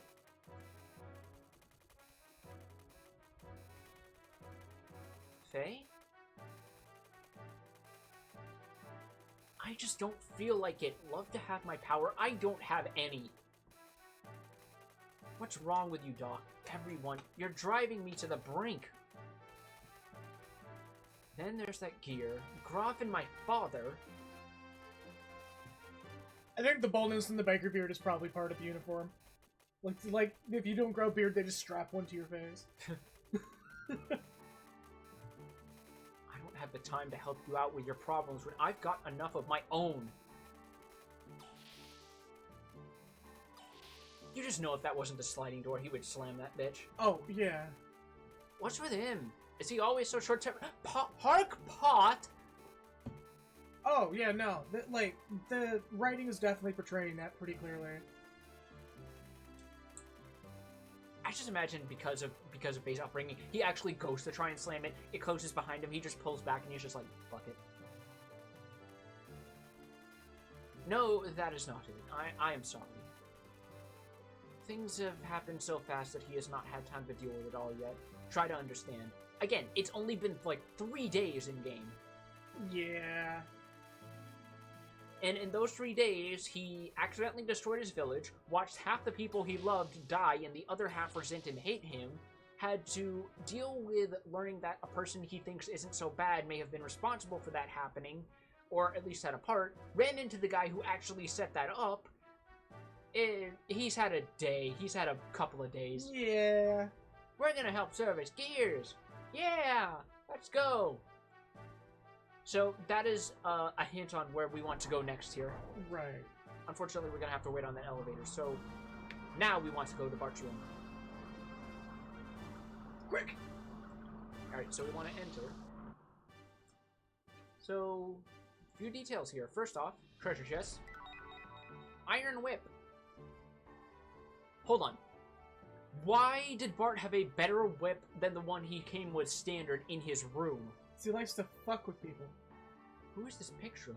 A little boy and girl. That's assumedly Bart and Margie when they were kids. And his bed's just slightly unkempt. Yep. Just the one cover over there. He's got an assortment of eye patches! Are those eye patches? Yeah, look! Oh my god, I think they might be. He's got like one for each season if we count the one he's got on his face right now. This is my winter eye patch! Oh my shit, I never noticed that. I thought those were just like ties or something. No, those are definitely eye patches. Look at how it's shaped like towards where Faye is. Oh my god. Oh my god. The dude is reveling in having eye patches. Again, Bart is literally Proto-Zeke, and I love it. Yeah. Oh man, I already looked at that. Like, I just want to imagine the timeline where we do get a remake of this, and we get to see the special like endgame content added in that remake where you meet the cast of all the Xenoblade games, and you get Bart interacting with Zeke and Pandora. Right. Alright, so let's get out of here. There's nothing else to see. Oh, except that. And Bart doesn't see because the eye patch means it fucks with his depth perception. God fucking damn it! It's just like that one Majima side quest in Yakuza 0. I try and become friends and he suddenly explodes in anger. Well, looks like he's got a lot on his mind. I don't want to force him. But he would be fun to fight. Maybe I'll ask again. If I lie in wait under the elevator... I love that. I love that he doesn't notice because he has the eye patch on, so it screws with his depth perception. That will forever be the best thing any game could ever do.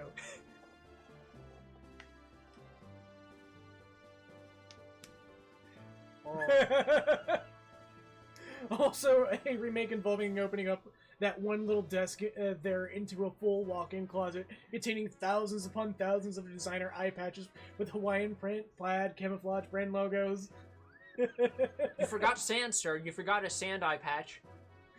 The one that's just me. With the obligatory green screen eye patch. Oh, that would be perfect.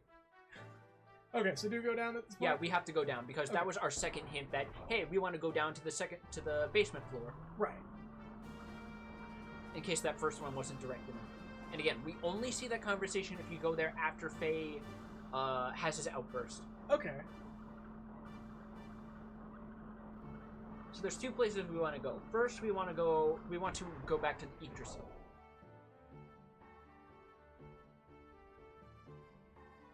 So go down the porthole. Right. This happens. Sure. We haven't heard this song since the opening text scroll. Ooh. Shaitan told me all about your story. Do you want to talk about it? Why didn't you tell me? It sounds pretty rough.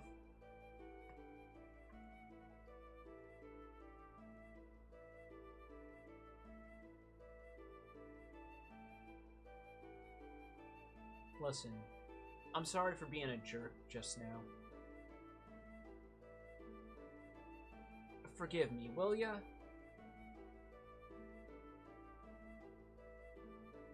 Ugh.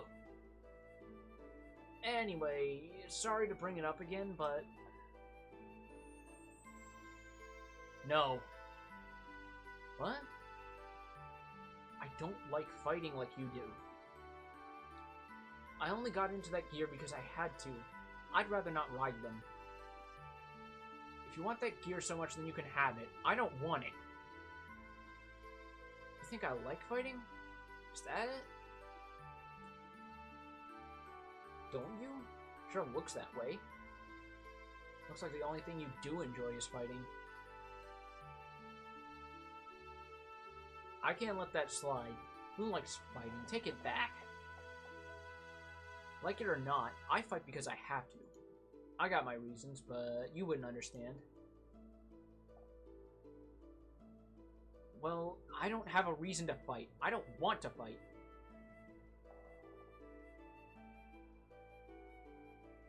I just want to live in peace and quiet. But you people keep on hounding me to get into a gear. Why don't you just leave me alone? It's because I see your skill and think, man, that guy punches shit real good. Right. He do the kicky punchy real good. Well, I hate it. Whenever I get in a gear, people get hurt. If I fight, people die. I don't want to hurt people. I don't want anyone to die.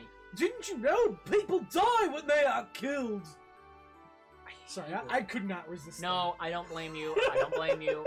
That was just you saw the low hanging fruit and you just plucked it right off the branch. Yeah. Can't you see that? Yeah, I know the feeling of just wanting to run away from reality. But do you think the kids left behind in your village would understand? Ooh. Ooh. Yeah, that got him. Shaitan told me what happened in Lahan.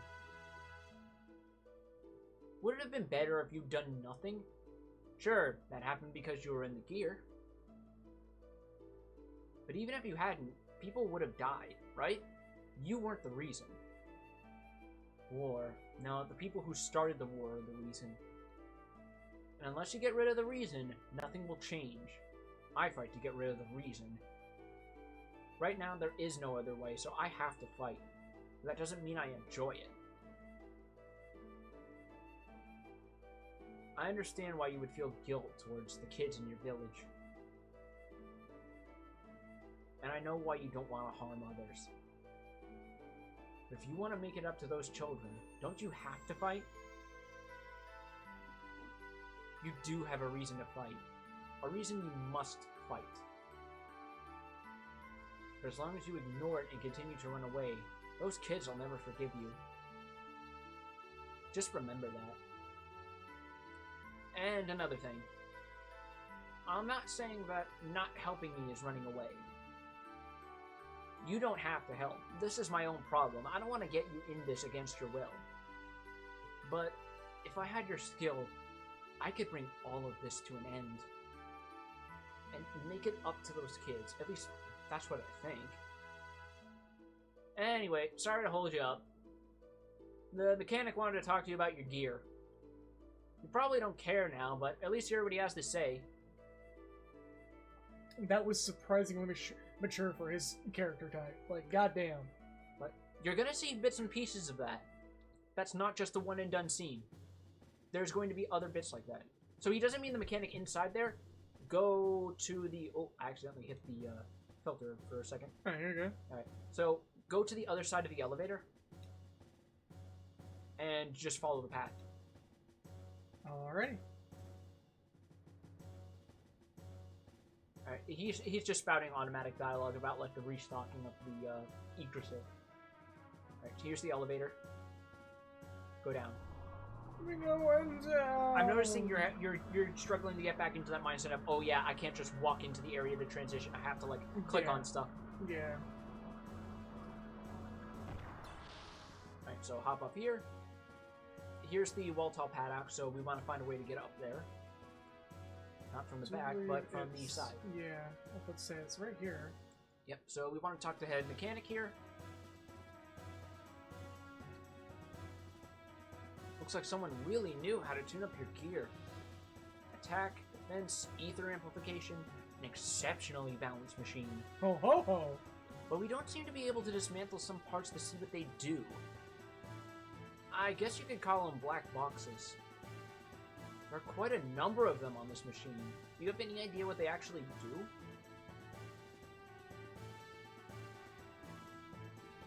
They're so different from our usual gears. They just have sandboxes. Right.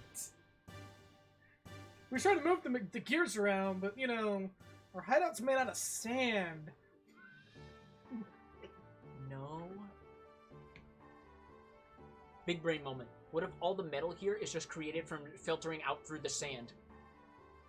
Ooh, that's actually not that far from plausible either. Faye! Sigrid, Doc, what's up? We would like to have a word with you. That is a phrase that always gives me anxiety. Right?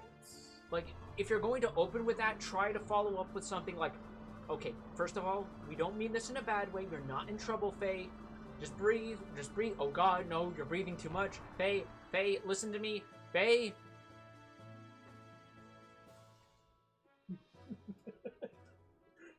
The armor is forged from 35,000 layers of sand! Look over there.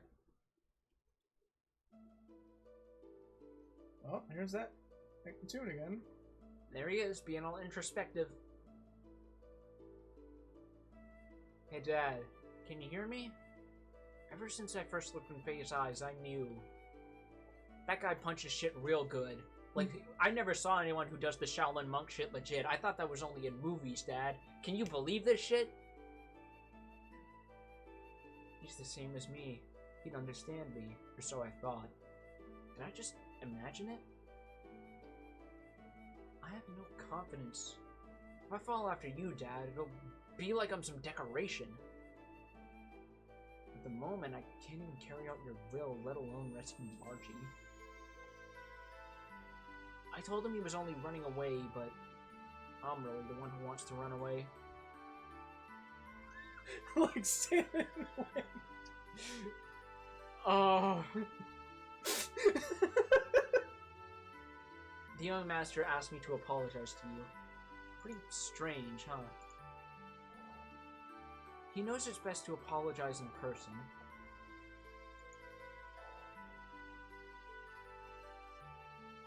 But the young master isn't all that good at this sort of thing.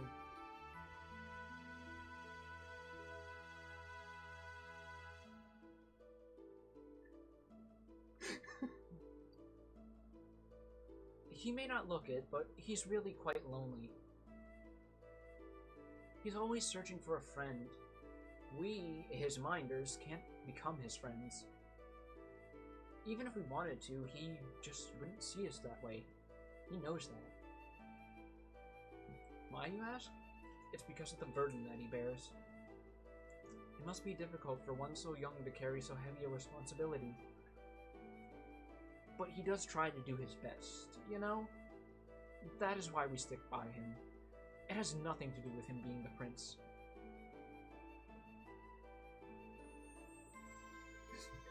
He wouldn't see us that way. For most angles, at least. That's horrible, but I also love it. Faye, I sense you two are carrying a heavy burden.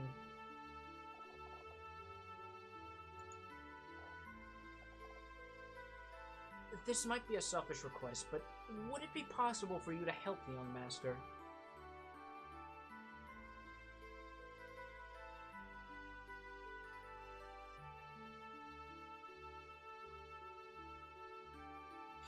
I'm not asking you to burden yourself with his problems or responsibilities or his sand. But could you two, with whatever it is only you two each know, please help the other? Please? Oh, I botched that line. Nah. I'm sorry. I need time to think. That's still better than what he was doing before. Yeah, he's making forward motion. Of course. Take your time. It is completely up to you. Whatever you decide, we will be leaving early tomorrow morning. After you're finished preparing for tomorrow, you should probably get some rest. You can use the bedroom in the residential area above. Alright, so basically the last door we didn't explore up top. Right. I wish to speak the secret some more, so you go ahead and get some rest.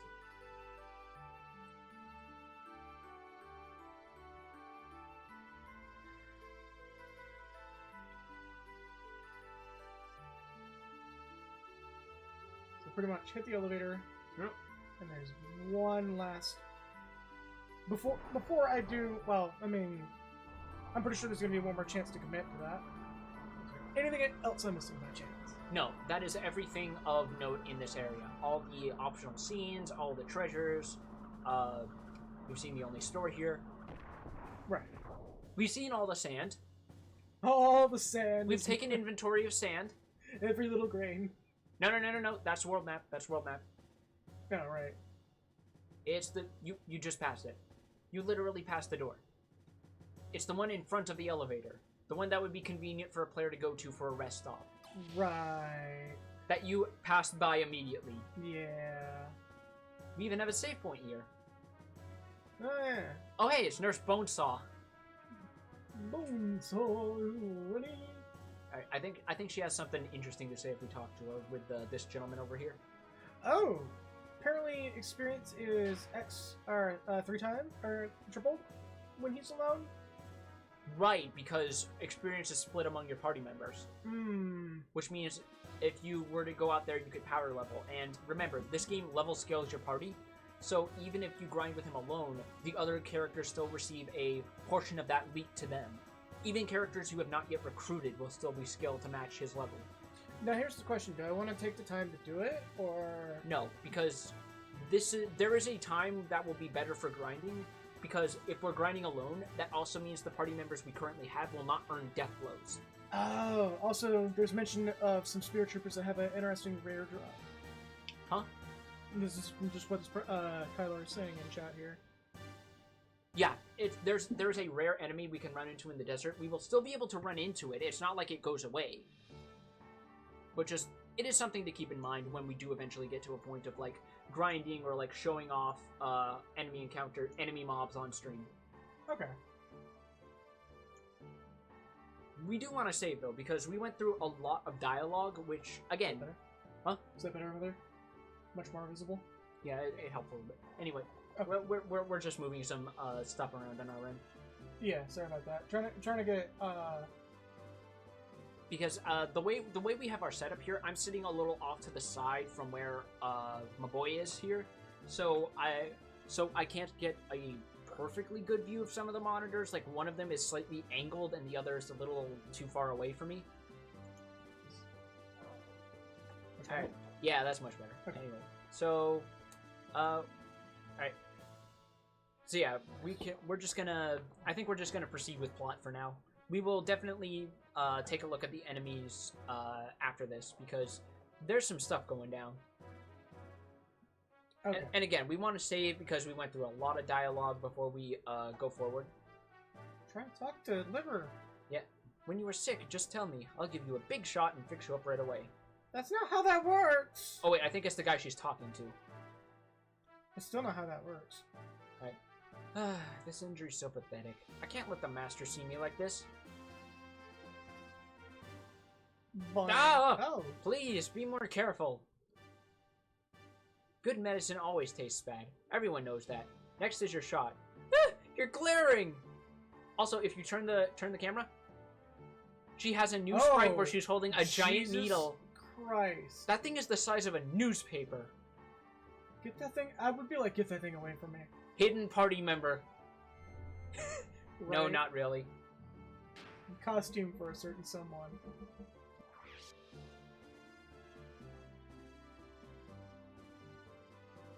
Yeah, that's kind of what I was thinking of as well.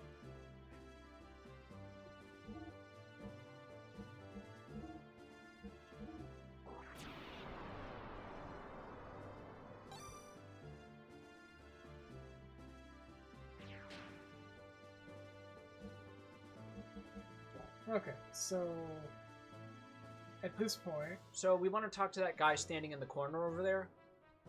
The dude who's just standing right next to a bunk bed. Right. We'll leave first thing tomorrow. Are you ready? Are you ready? Are we? I'd say we are. Okay. Did you forget anything? Okay, sleep well. I appreciate the double confirmation, but that does get kind of annoying. I mean, on the one hand, it's like compliance. Yeah. Where it's like, you don't want to accidentally screw yourself. Right. It's like how when you want to delete your save data, they ask you 3 times or so in some games like... Sir, can you stop? I'm trying to do live commentary here. The stream it... Okay, fuck you too. What the fuck? Someone is being very rude.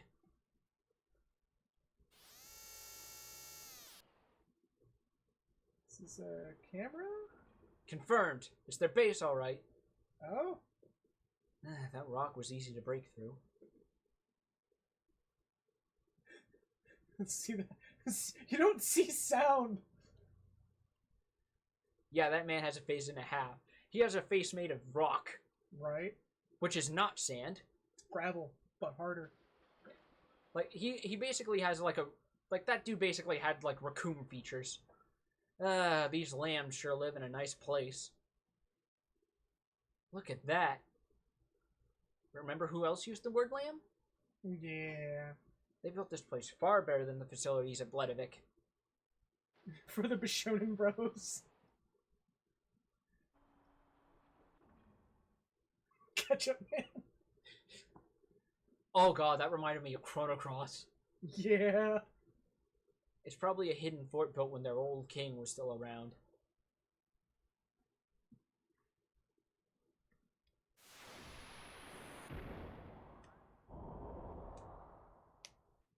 Who cares? Let's just get this over and done with. That is absolutely a Bishonen. That is a very punchable face. Right. That's a face even a mother could punch. So, where are the gears?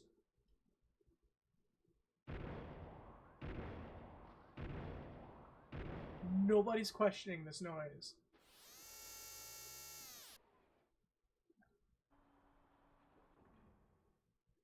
Who is this one Gundam extra looking guy? Son! There, right? To the right, there's a hangar.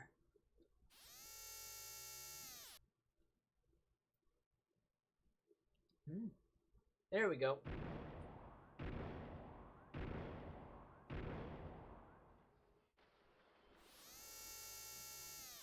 I would have laughed if they thought these things were unmanned and suddenly, you picked the wrong house, fool!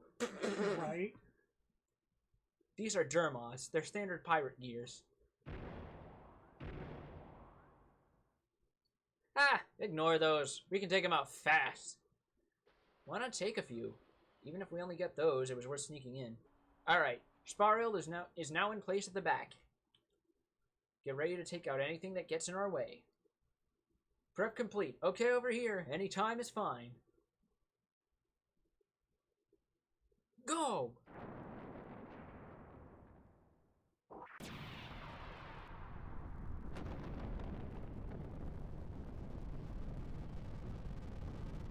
Prep complete. Ready over here. Zog zog. Job, son. What was that what? crash? Gears have entered the Yggdrasil's dock. 5 Gebler Special Force gears and 1 single unidentified large gear. Right? Look like they'd be trying to kill Amurore and Azaku. They even have Gundam-ass names like Breuer, Stratsky, Vance, Rink. You know what? I probably should go for the door. Yeah, just go for the door. Okay. Alright. And we want to go back down to the Yggdrasil. Yep. So hit the elevator. Go down.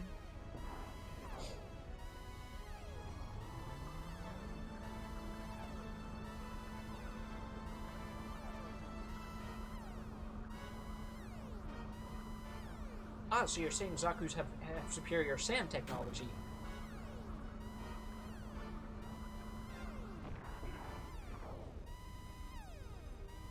All non-combatants go to the Yggdrasil immediately. Ah, I'm scared. He doesn't go in immediately.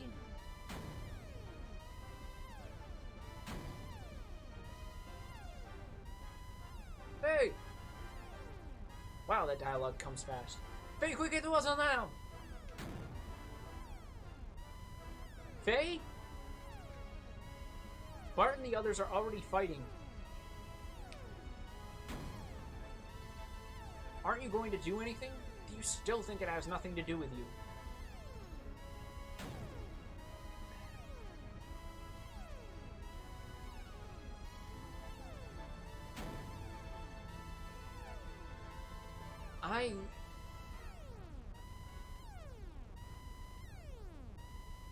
What am I?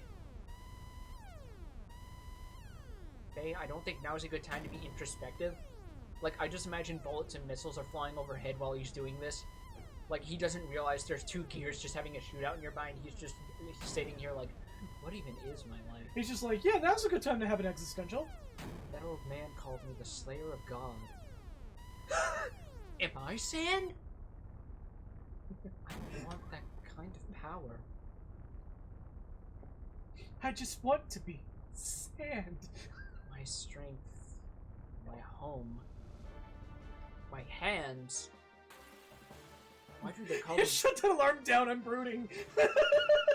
Why do they call them fingers if they don't even thing?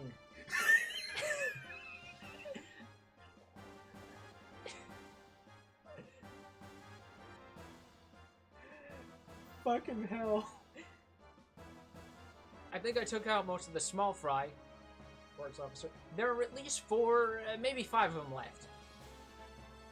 Their performance and technique is far greater than any of the ones we faced before.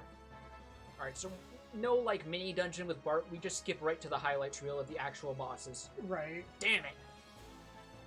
Yo! Young Master, they're approaching. So this is Sword Knight, I believe. This is the first of the admittedly semi-unique designs that we're going to see for these, well, somewhat named officers. Heaven sent. Oh yeah, he learned that after he leveled up from the Calamity fight. We just didn't get to see it because it skipped the results screen. Right, I'm gonna use that first. Yeah, Heaven Sent is basically his equivalent to Face Guided Shot. Gotcha. Haha. Haha. So yeah, the gimmick, there is a minor gimmick with each of these gears. Sword Knight is that it can attack twice in a turn. So it's got a high speed rating, more or less. Something like that. It's basically a DPS.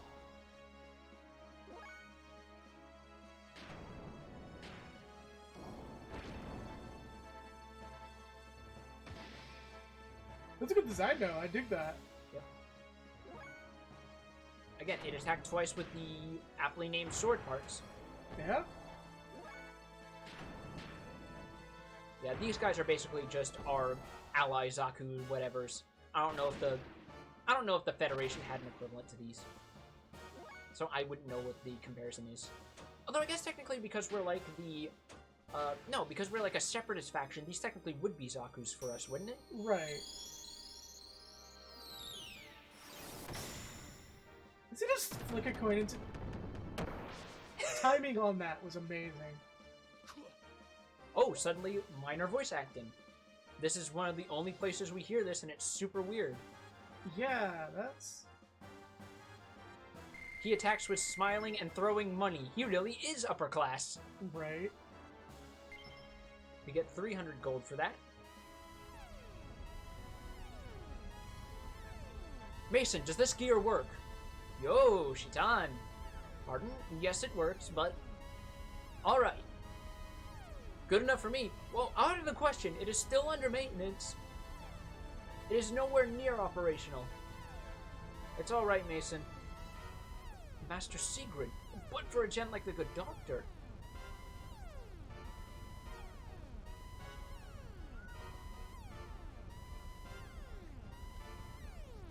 It's fine. You'll be okay.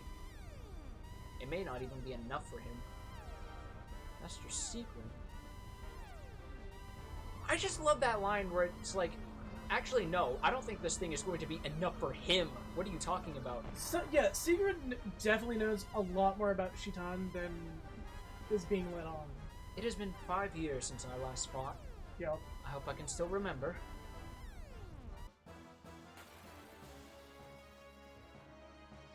It's like a weird shield in the back. I think Brigadier has the same thing. They're probably similar models of gear, if I remember. Similar frames, yeah. Wild Stallion. Well, it is high time someone broke you in. Wild Stallion! Ah! Yeah, just battle cry. That is also a really good design. Reinforcements. Oh my god, I actually forgot his attack particle effects have kanji in them. Nice. I'm gonna assume this one's called Shield Knight. Compared to the pain my friends are going through, yours is nothing. I cannot allow people like you to persist in tormenting those who cannot fight back. I will take you on in their place. Come on! Huh? What are you talking about? I just love how he's genuinely confused by the heroic spiel. Right. So he has... So, Sazanami is a defense... removes defense debuffs. Renki makes next ether effect all. So, if the whole party gets hit with defense debuffs, you can just do Renki one turn, Sazanami the next. Okay. So this is Shitan's gear, the Heimdall. Nice. Aegis Knight, you were... Close enough. Yep. Pile Driver, weaken armor. Guess what we can do? Tell him to go fuck himself. And he folds his hands in like a meditative pose. That's neat. Right. We have death blows as Shitan, which is good because Aegis Knight has a high block rate. Also, I want to take a moment. I wish I could turn the camera around, but I want to take a moment to. Didn't know I could control that. Oh, I wasn't controlling it. I'm just being okay. Yeah, no, it's just a random UI effect. So, really tiny legs on that little sucker. You think that'd be a weak point? Okay, so we're gonna assume level 1. So bump and Square. Square. I mean, he technically has 2. Yeah, it's just this one is the more powerful. Right, because it's a level 1, level 2. Yeah, it's level 1, rank 2.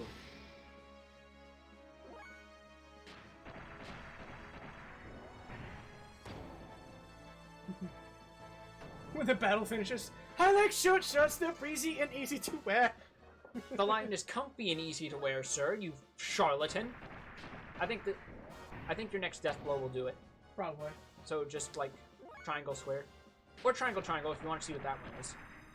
Sure. Kensui. There we go. It usually only takes about 2 death blows. Gotcha. I think that's Grant George. That has to be. Because that sounds sort of like his voice as, God, I forget his name from Persona 3. The guy with glasses and the brown hair. But that sounds kind of like him. Yeah, no, it's about how I imagine his voice to be, too. I know I'm a little rusty. There is a limit to what I can learn, seeing as this started so late. Like, you're not even 30, man. Don't fucking talk about yourself. Yeah, we don't know their average lifespan. Even so, I hit that guy hard, and he did not go down. They must be using that stuff. Robots, Rusty. I get it. I mentioned before, last part, Shitan is not above dad jokes. He does not. He would very much lean into it. Yeah. Young one, they are using dry. They are battle enhancement drugs. Normal attacks will not hurt them.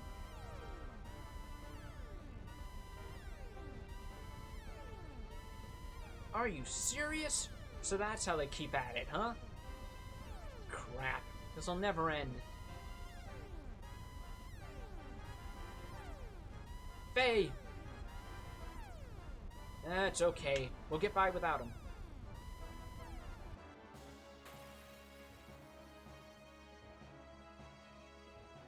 And we now have our next set of gears. Nice little 2v2 here. Not quite as evasive as Aegis Knight. No, they're probably like Gunner Knights or something. Wand Knight. Close enough.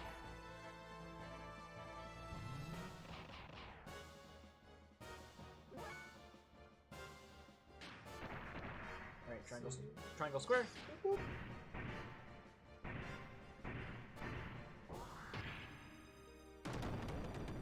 Abracadabra, I'm launching a tactical nuke. Right. Okay. So, triangle square. Or no, triangle, because Bart doesn't have any more death blows. Right.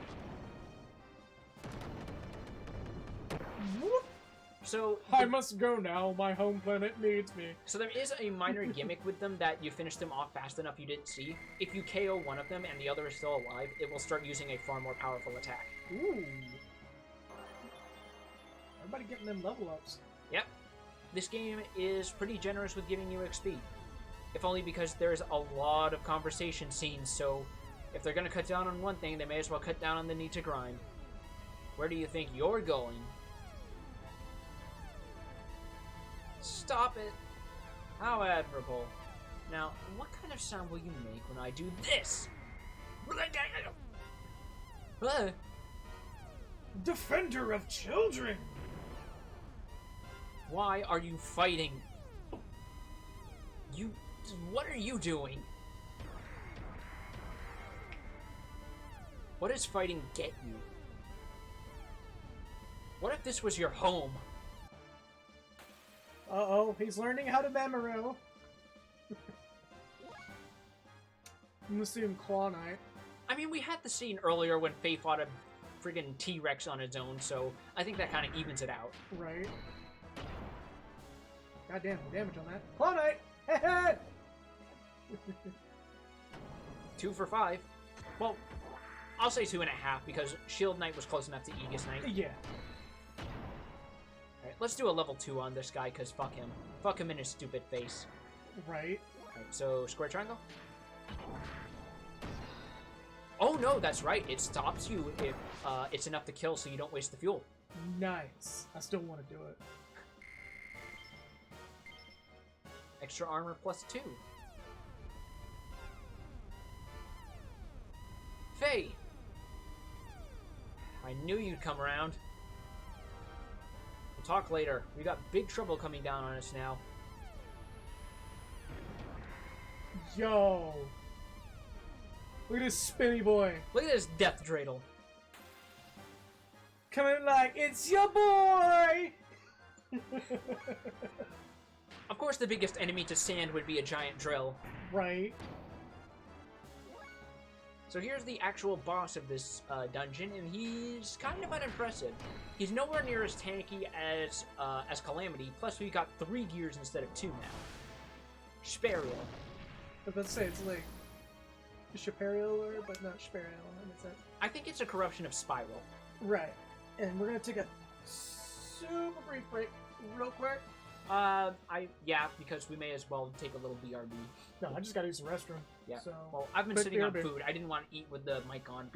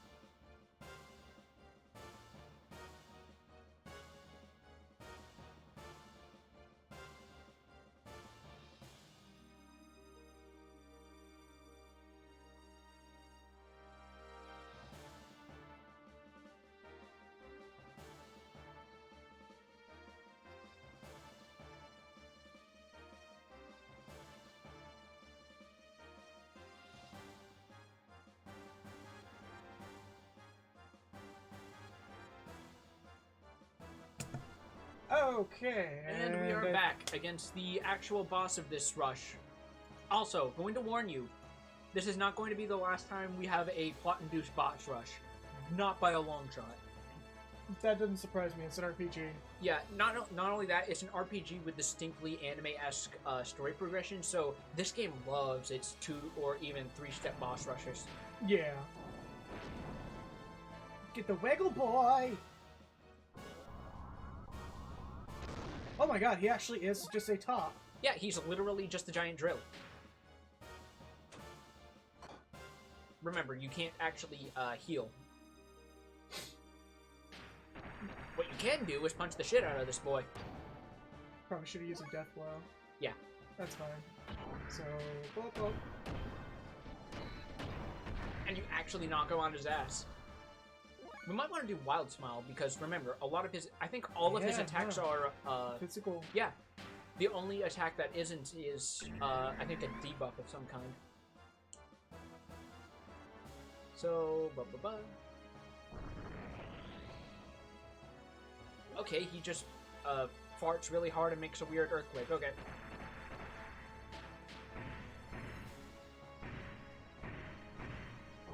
Yeah, if you look closely, you actually can see, like, stylized kanji symbols in his, particle splashes. I'm pretty sure this is not the best boss to see that. Yeah, probably not. It's a little obtuse. Well, the particle effects seem to be layered over the boss's model, so it might actually be.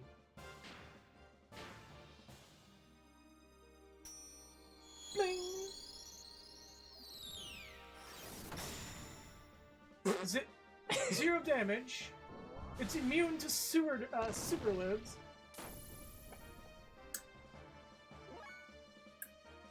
Oh god, the robot has discovered the power of communism. Oh god.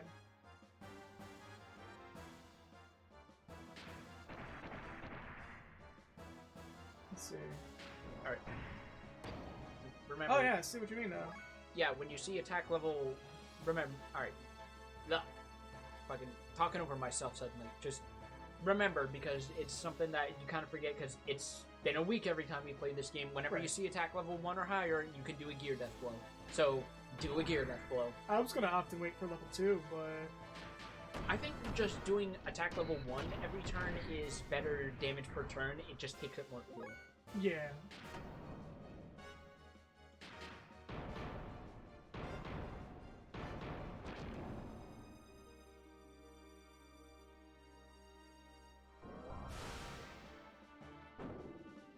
Dodged it. Got dodged. Yeah, juked it. Sidestepped your spinny ass. Them hover feet ain't for nothing, they happy feet. God. Oh, the puns. Yeah. God, his damage output is insane now. Yeah, no, like I said, anytime you can upgrade your gears, do it. It makes such a big difference.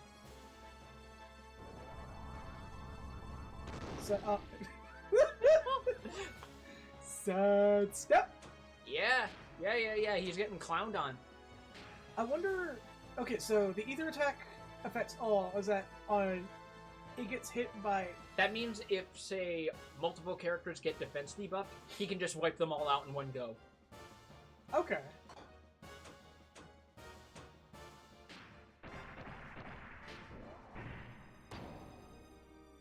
Cling clong. Also remember, if you want to, you can use booster, which gives you haste, but it makes you... Never mind! We got it.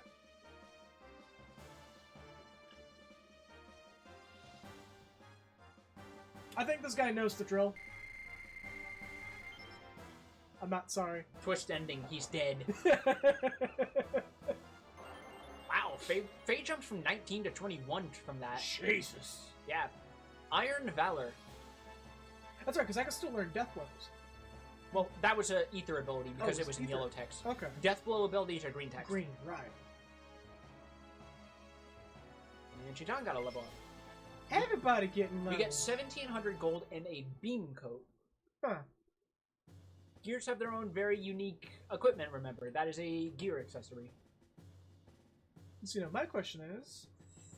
Thank You can say it. Thanks, Faye.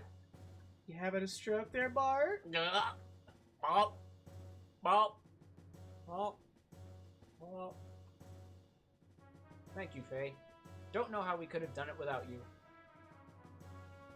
I still don't know what I should do. Oh wow, they actually show him going up the elevator. That's great, actually. He's just like, yeah, I'm out of this shit. Fuck that. I'm done with my scene. I'm out.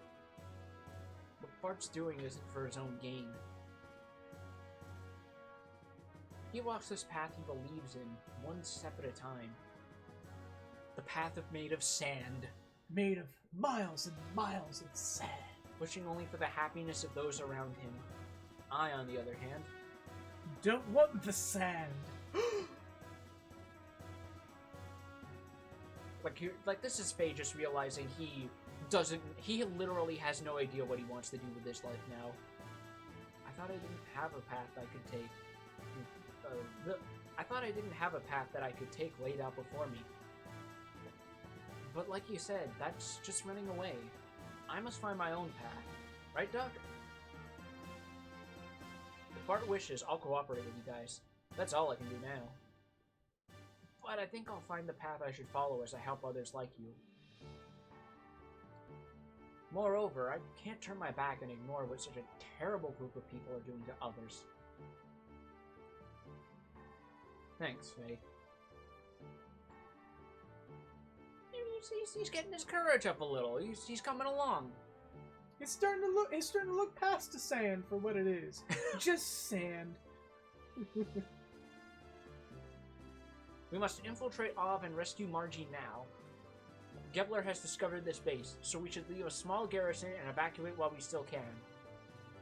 Fortunately, the Yggdrasil is undamaged, so we are able to embark immediately. The cruise preparations are complete.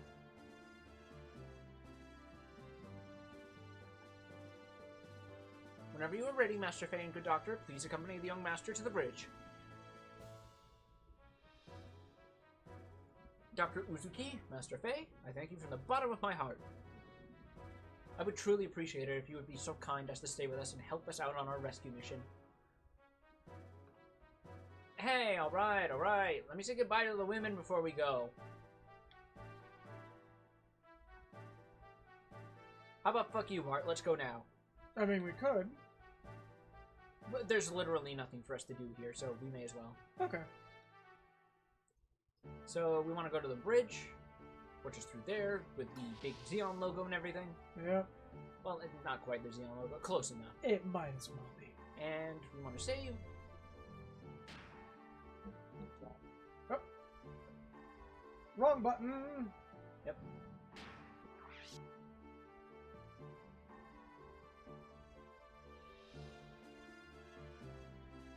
And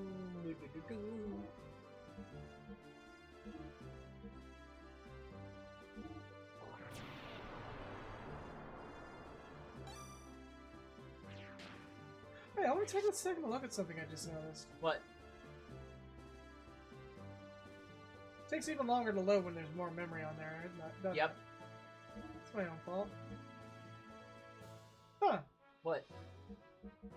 It occasionally has chapter titles. Yeah, that's the thing this game does. Every arc of the game has its own chapter title. Even ones you can't see because you can't save during that point have an internal title associated with it. Nice. It's time to sneak into Ov at last. First of all, our party should inspect the town and work out a plan of action. Currently anchored at our hideout. Let's leave the hideout. We gonna get more chemistry. So we now have full control. Oh, full control. Yeah, we now have control over the Yggdrasil. We now have our first vehicle of the game. Nice. Which also means while we are in here, we don't get into encounters, but we can only ride it in the sand. Thankfully, sand makes up like the majority of this continent's landmass, so works fine for us. And yeah, Bledavik is right over there.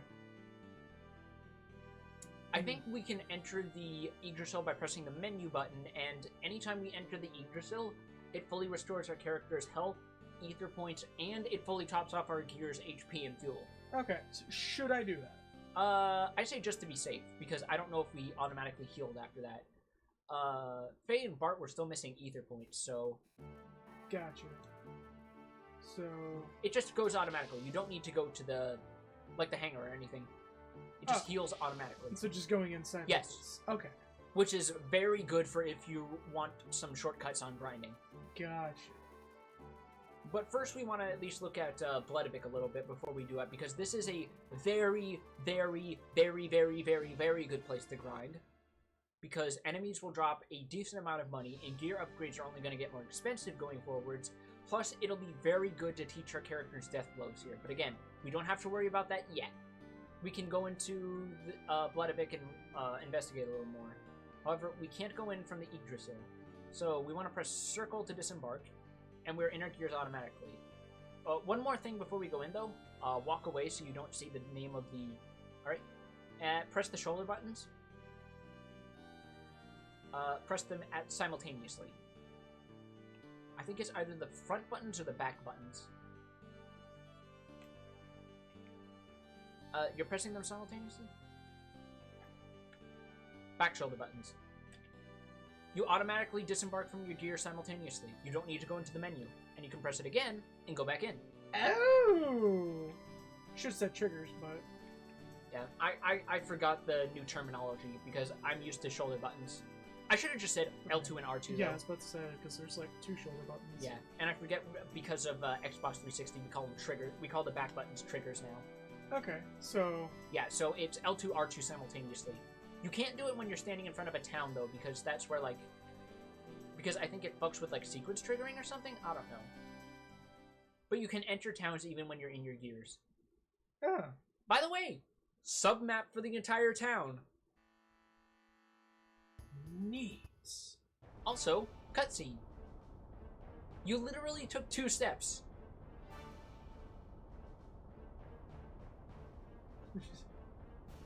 Don't mind our projected triangle. It's made of sand. Also, you can actually see the more the metalwork behind the mountains, which is a great touch. Yeah. Catfish. It does kind of look like a catfish, doesn't it? Or an axolotl. With the fins, yeah. It's not uncommon for people to like base ship designs off of real-world animals, is it? No, it's not uncommon at all, actually. All right, because I don't know how science fiction ships are designed. Yeah, no, like there's a bunch of like self-referential shit even in Star Wars. That's true. So we're getting a look at just the level of technology Gebler offers up here. And look at this.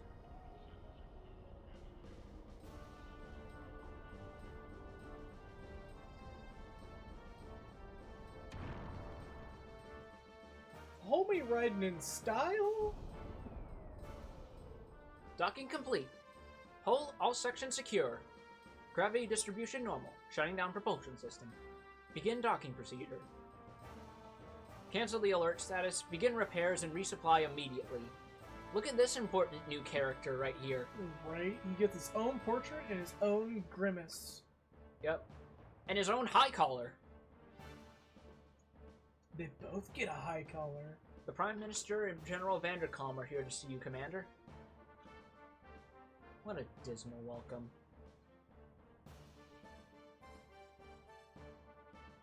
But what do you expect? We're on the surface. Miang, let's disembark. Yes, sir. Noticing a lot of very, bright colors, like whites or whitish blues with Gebler so far. Yeah.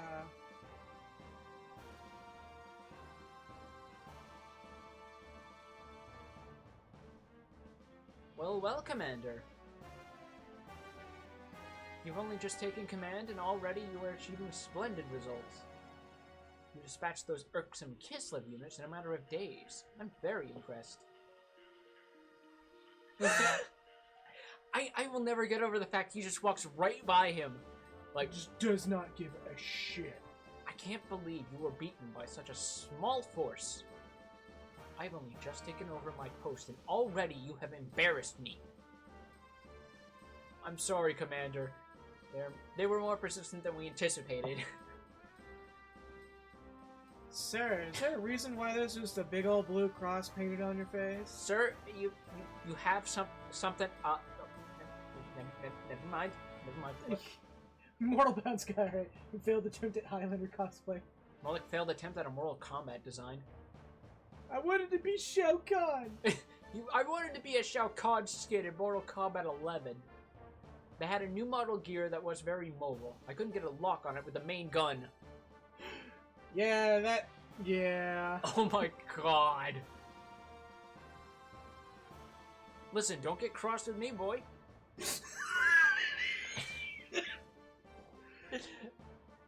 Otherwise, there would have been no way we could have been beaten by such fool. No one to use that big gun, and on whom? You failed because you tried to solve everything with force.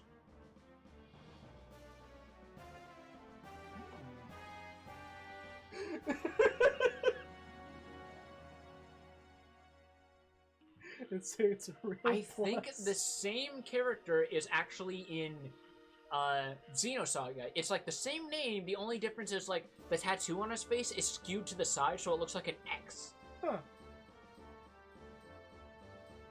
You have muscles instead of brains. Commander! Also, notice he's wearing the same, in his character portrait, he's wearing the same uniform Ellie is. Huh. Dismissed. Go polish your beloved 1200 Sem cannon. And he just stands back there. Tomorrow is the 500th anniversary of this country. Please, come to the dedication ceremony. Look at him schmooze in here. Oh, shit. Guys, hang on. You went on without me. Guys, there's a customary tournament after the dedication ceremony. How about Miang just, like, stays back for a moment to do some shit with Vandercom, and she's just like, wait, shit.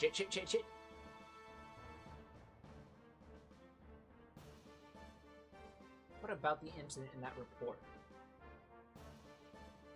What? Oh, you mean the 500-year-old mobile weapon excavated from the ruins. Thanks to the help of the Ethos, the repairs are complete.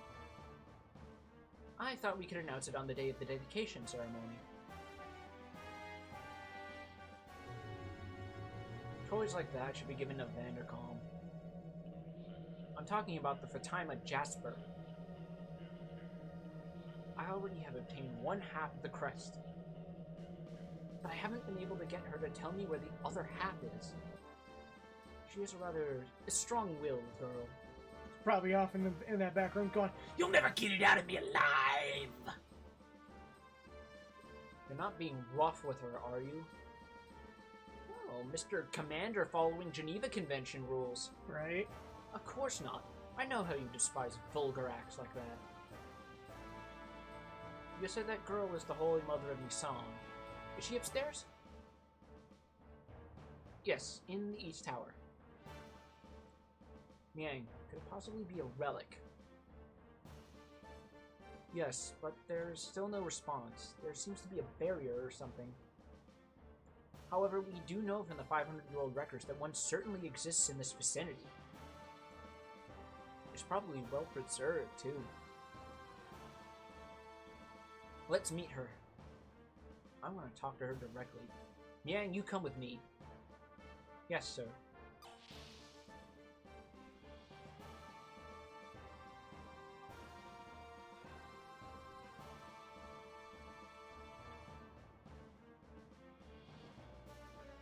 Open the door. Commander Ramses is here to see her.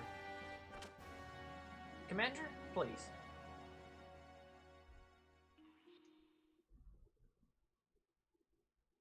Who are you? Small child! I think she's like 16. I am Ramses. She is Miang. We would like to ask you some questions. I think we can turn the camera here. I'm Margie. Actually, it's Marguerite.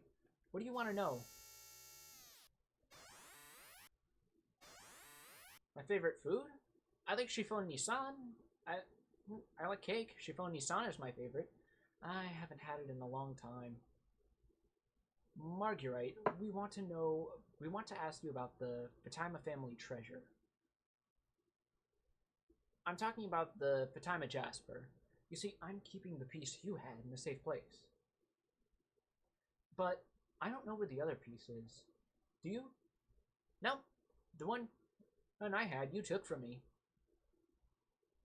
You didn't even give me anything for it. Bitch, pay up. Bitch, Right? pay up. Fuck you, pay me. Just this 16-year-old anime pope girl going, fuck you, pay me. Hey, the next time you come, could you bring me some chiffon Nissan? I used to eat it every day in Nissan. I don't think they make it in Av. Av used to have such good bakers, but I guess they must have all died in the war.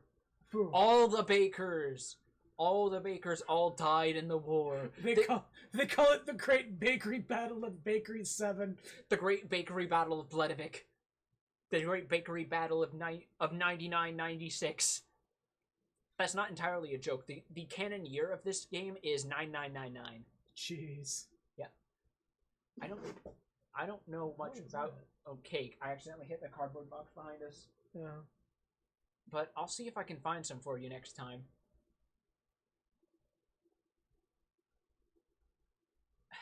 By the way, oh, I accidentally hit D-pad before we move on.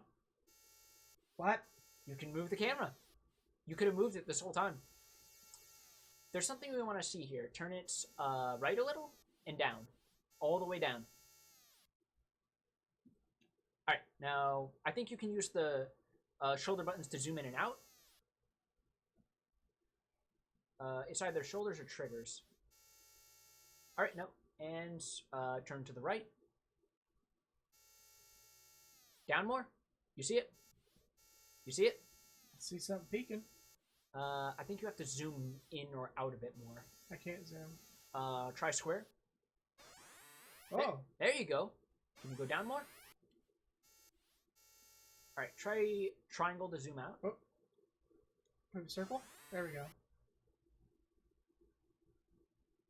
More? As far as it's gonna go. Alright, well, just know there's something there. And that it clearly has a sprite. Yeah. Right? Is it? Also, let's take a good look at that over there. That little religious altar that they were kind enough to give her. Because she's basically anime pope. You mean the fact that it's suspiciously similar to certain something that we've been seeing? That's a good eye. Cross-examination. Dude, it's kind of littered all over this game. Yeah, no joke. I have basically said, if Doom is letting the devil games in and letting Satan into your soul, this is us slowly finding God. Right. If there's something you want, I'll bring it next time. No, I just want to go back to Nissan. You must be so worried about me. I'm sorry, but please wait a little longer. We want you to stay here until we find the other half of the Fatima Jasper.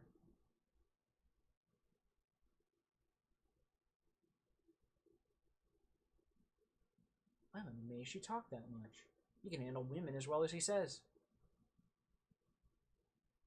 So this motherfucker just has a hidden camera in his room. Hides it behind the wine bottle. Never mind the fact that somebody could literally just go, Also, what's this? Oh. I'm going to be the first one to say it. This guy is like middle-aged and he has a camera planted in the room where he is detaining an underage high school age girl. Have a seat right here. Yes! I can't prevent them from meeting her. Not when it's him we're talking about. Besides, Marguerite isn't talking anyway, so there's no need to worry. But where did the leak about the Jasper come from? The ethos? Ridiculous. This continues, my plans will be...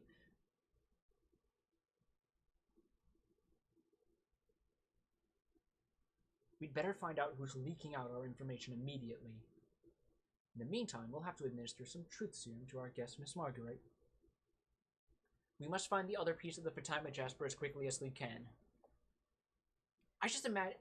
Because of Persona 5, I just imagine that interrogation room music, and it's just like a bruised up Marguerite holding her head trying to remember as she's sitting at a desk with Ramses sitting at the other side in a two-piece suit. Right. However spineless the last commander Vanderkalm was, this time Gebler sent their highest commanding officer. His country is throwing all their weight into this, and there is nothing we can do about it. So, hiccup there. There's some political intrigue going on here suddenly. Yep. We're going full Gundam now. Also, we just went immediately into the main thoroughfare of Bledavik, the capital of Ah. According to the Perfect Works, this town has an estimated population of 400,000. That's not small. It's also stated that this place has something of a melting pot culture going on, as there's a lot of people who come here from different parts of Ignis. Like, villagers in Lahan mentioned considering moving here, or that they had relatives who had moved here. You just suddenly snapped over here. Right? Welcome to Bledavik. We're having a festival celebrating the founding of our country of... Congratulations, I took your wallet, bye! Oh my god, that would happen. There's a martial arts tournament too. Suddenly Faye activates. Martial arts, you say? It's been a while since we've had so many visitors. You already have a hotel. We want to say not yet. You'd better get a room soon or they'll all be gone. Our eyes have locked. This means we must battle. Right. I know a good hotel. The hotel I'm talking about is, and they give you the camera pan to let you know, which is something not a lot of games of this era even did. No, that's very generous. Over there. Tell them my name at the front desk and they'll give you a deal. And she just walks away. Use my affiliates code BANGER15 to get 15% off on your room. By the way, can I interest you in this neat game we've heard coming from Kislev that's all the rage? It's called Raid Shadow Legends. So yeah, there's actually like barkers at little stalls and you'll hear their dialogue as you walk by. So something tells me I want to do a little bit of exploration here. Yes, very much so, because there's a lot to see here. Well, I had to turn the camera, as you probably saw. And again, what I like about this is we get a submap for this, and this is not the whole town. This is just a main thoroughfare. Yeah. So this alone sells the scale a lot more than other RPGs, and this fixes that problem that some people have where, like, a lot of towns are just, like, small, like, settlements with a few houses and some towns that you... some shops that you visit. Yes, towns have towns in them. Towns are fractal. Towns is in... So, by the way, we have an Ethos Workshop over here, which is basically a gear shop. And I like that the exterior is made of, like, adobe almost. Or I thought it was a fucking... pyramid or something. Like a church. I mean, I'd go to the church if there was a church of robots. I'd be praying all day. It's technically a downgrade, isn't it? Yeah, this is basically the stuff Old Man Bao sold us, so this is all a downgrade. He might have more frames, though. Yeah, he's got a better frame for Heimdall. And Grid. Yep, so that's 700 more HP. That's... Oh, that's exact same. Yes. So you would basically just be burning money if you bought that. Yeah. MS 7.5. Ah, yes. The famous 7.5 edition of MS. The one where they thought they were getting it right, but they just couldn't quite No, get no, no. it. You just downgraded its armor. Did I downgrade? You downgraded its armor. I thought I saw 6. No. I think it was MS9. So, extra armor... How do I check?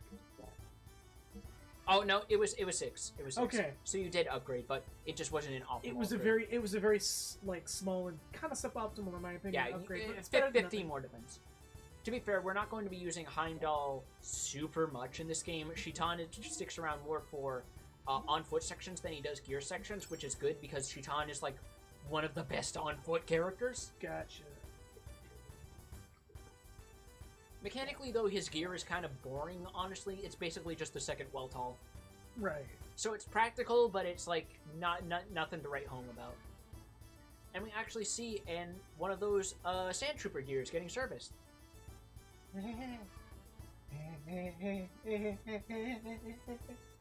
Wang, wang, wang! Like, there's nothing really unique here. It's just the fact that this is here to sort of sell the scale of the workshop. Right. It's flavor text. Yeah. Or flavor environmental It's food still ads. It's still considered flavor text. I guess. And I like how when you're inside buildings, you don't hear the ambient noise of the crowds. Yeah, that's a nice touch.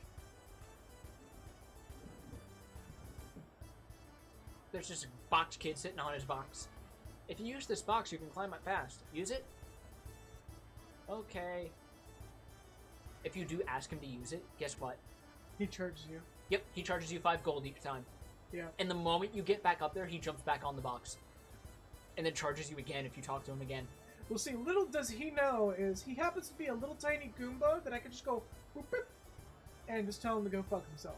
Yeah, because one of the things you clearly did not forget is me telling you all the sprites have collision, which means you can jump on them. Yeah. It's the bar. Yep, it's a bar and restaurant. Strangers, huh? Yeah. You aren't from Kislev. What do you want to say? What? Then you're really Kislev spies? I didn't even press a button. What? Kislev spy, I'm gonna kill you. I'm not listening to you. Come on, Kislev spy. Hey, come on, you're drunk. You okay? Let's go home. I'll just... So spoilers, we're not from Kislev. Get out. I don't serve liquor to strangers. Something tells me if I didn't wait, that dialogue would have never happened. Actually, I think it does happen if you either way. So, an interesting thing here is we can choose to dine here, but it's more expensive than an inn, and only one of the dishes fully heals you. So, it's not worth it. It's just there for like you said, flavor text. Flavor text. There's also an Easter egg here, weirdly enough, where if you actually dine and you don't have the money to pay for your meal, a little kid comes by and he escorts you out of the restaurant because his brother was the one who would always deal with Dine and Dashers, but he's in the war now. So he actively helps Dine and Dashers book it, so that way they have more of a reason to hire him back. That's awesome. Ever since my oldest son was drafted, I've been so lonely. And this is that person. Yeah. My younger son is on the roof looking north. I hope my boy comes home safely. He's such a gentle child. I'm worried how he'll make it in the army. He used to arrange the flower upstairs, but now I make them as I pray for his safety.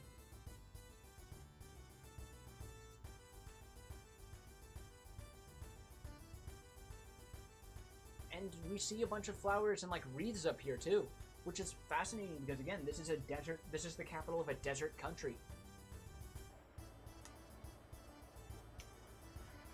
And yeah, we can just go through those open windows. Oh yeah, sure shit.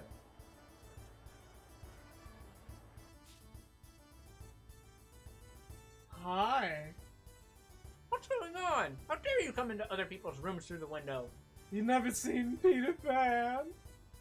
Prince Bartholomew! I'm sorry. I heard Prince Bartholomew was coming here. I just never expected it would be through the window. So, fun fact. If you went through the hotel the normal way, like the lady was directing you to, you would not see the scene. So it would be completely different. She would see you in the lobby and ask you to come into her room. And then give you the spiel. Yeah, and then it would basically be exact... And then from here on would be the exact same dialogue. Okay. Nobody expects a pirate inquisition. Oh, this is Faye and Shaitan. They're gonna help rescue Margie. Thank you for coming here in this desert heat. I am a servant of the Nisan sect. So yeah, Nisan straight up has nuns. Huh. Ever since Shakan took Mother Margaret, I've been looking into ways to get her back. I've been trying to find out where she is being held. I've been busy listening to workers talk about the comings and goings from the castle. And giving food to the guards who are preparing for the tournament to loosen their lips, too.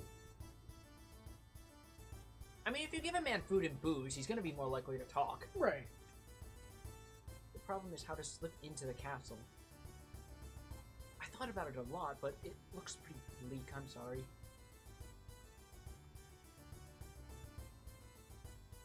Oh, no big deal. At least we know where she is now. You just relax. We'll find a way to slip into the castle. My apologies. If there's anything else I can do to help, just ask.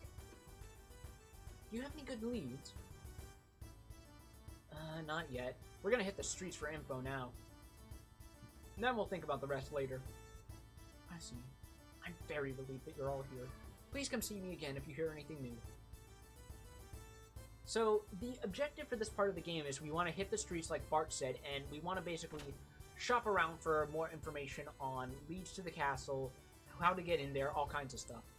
And the reason why she asks you, and as if prompting you, is because you can find information before you go talk to her if you so wish. So you don't have to do things in a set order here. Fair enough. Yeah, this part is kind of open-ended.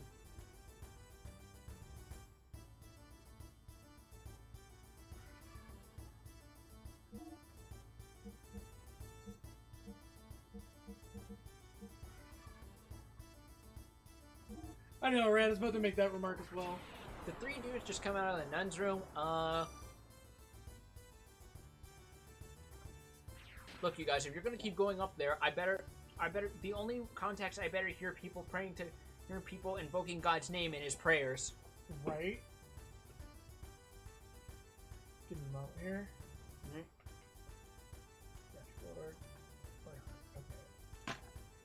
Okay. I'm sorry, we're full today. If you can wait till evening, I'll have something then. How about 50G a person? I have a recommendation. This is the most caring bullshit possible, damn. Who sent you? I don't know. They didn't give us a name.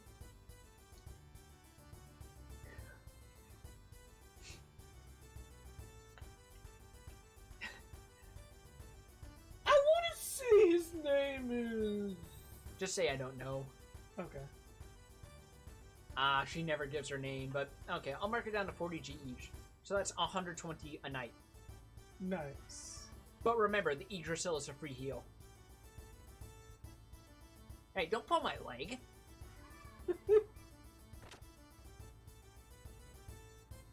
Oh, that was an exit. Yep, no, exit is over that way. You don't need to save. You don't need to save. You can go by without it. It's okay. It's okay. What the seconds? So, I like. By the way, I like how Lahan early on had a very Celtic sounding theme. Then we had Dazil, which had a very Arabian theme, and now Av sort of melds both together. Yeah. Look at this kid. Get off my back. I'm just looking.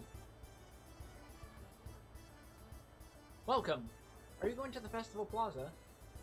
Just between you and me. Yeah.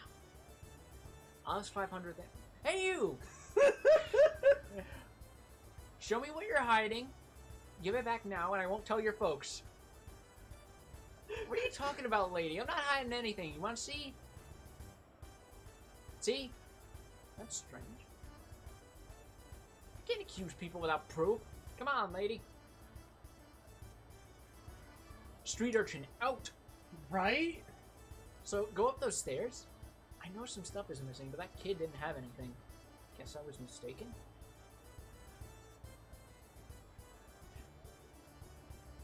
Like, that is some smooth shit for kids, honestly. Like, just hand that shit off and then just meet up in the back alley. Shut up. Mind your own business.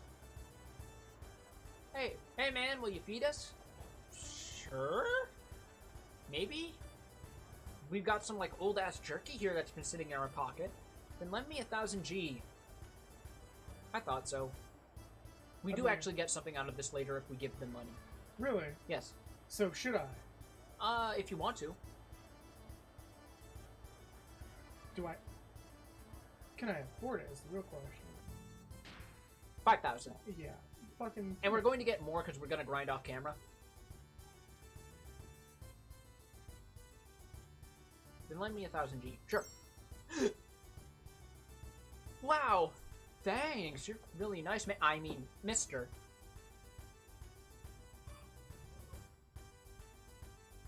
their dialogue also changes. Man, I should probably... Thanks for loaning me money. I'll stop stealing. The two of us will work hard till Dad comes back.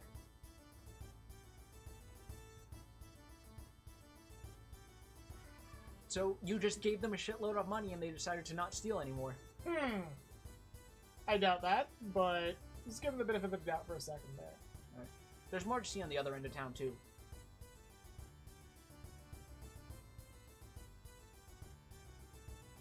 Why, hello!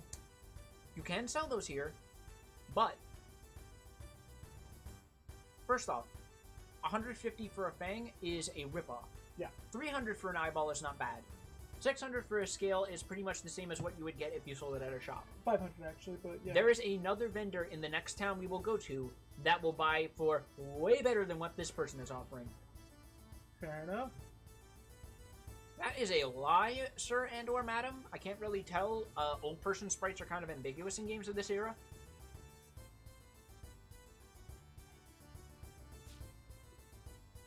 And we have a different transition sound because these are curtains. Right. This is a item shop, I believe. Looking like a fortune teller. Yep. Omega Sol restores HP and EP to full. The catch is you can only use those in battle. Right. Survival tent, we already know what that does. Yep. It's just basic ass tit. Yeah, the netting on the ceiling is a nice touch. Like, again, this game has very good attention to detail with its set dressing, and I love it. Sure shit. Like, look at how dense this room is. The pottery, the paintings. There's a story being told here. Exactly, and I honestly love it. Like, Square was really good back in these days about just, like, making these rooms feel lived in.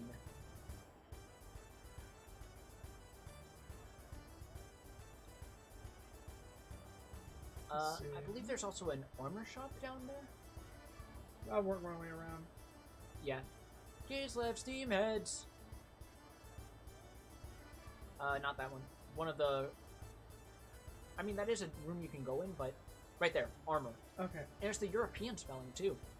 Armor. Which some would say is the correct spelling. So there's a door somewhere I'm looking for. Oh, right there. No, well, yeah, I think that is a door you can go in to get there, but that's not the door they want you to go in. Well, fuck the police. Just coming through the storage room.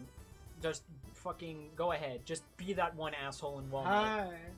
My brother is such a child, always playing hide and seek. What a laugh. I wonder where he's hiding now. So, this is another minigame we could do, like RPS Guy in Lahan. But because we didn't do that subquest, we're not going to get the full reward if we do it. Just screw him. Yeah. My brother is such a child being 6. Why can't he be 7 like I am? This is the armor shop. What can I do for you?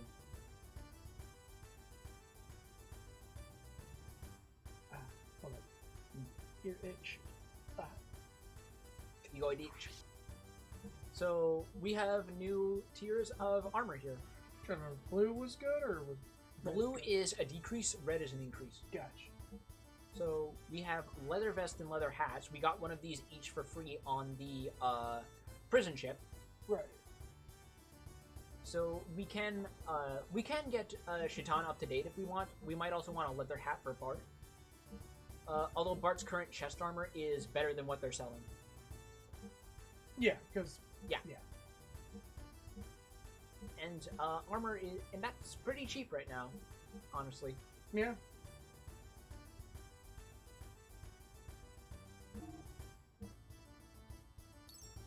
Yep.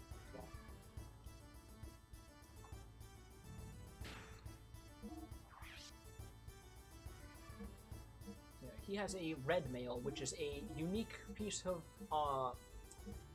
armor that he starts off with that only he has.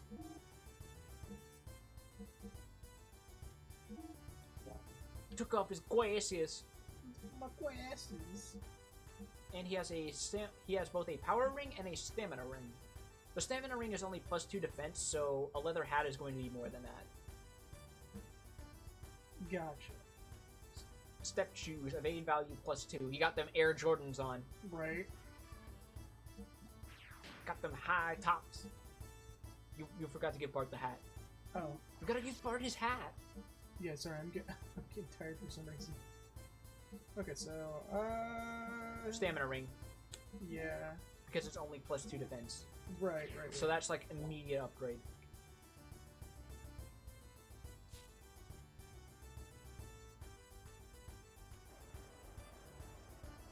I think all the weapon shop sells is a couple whips for Bart. Which he's already good to go. Yeah.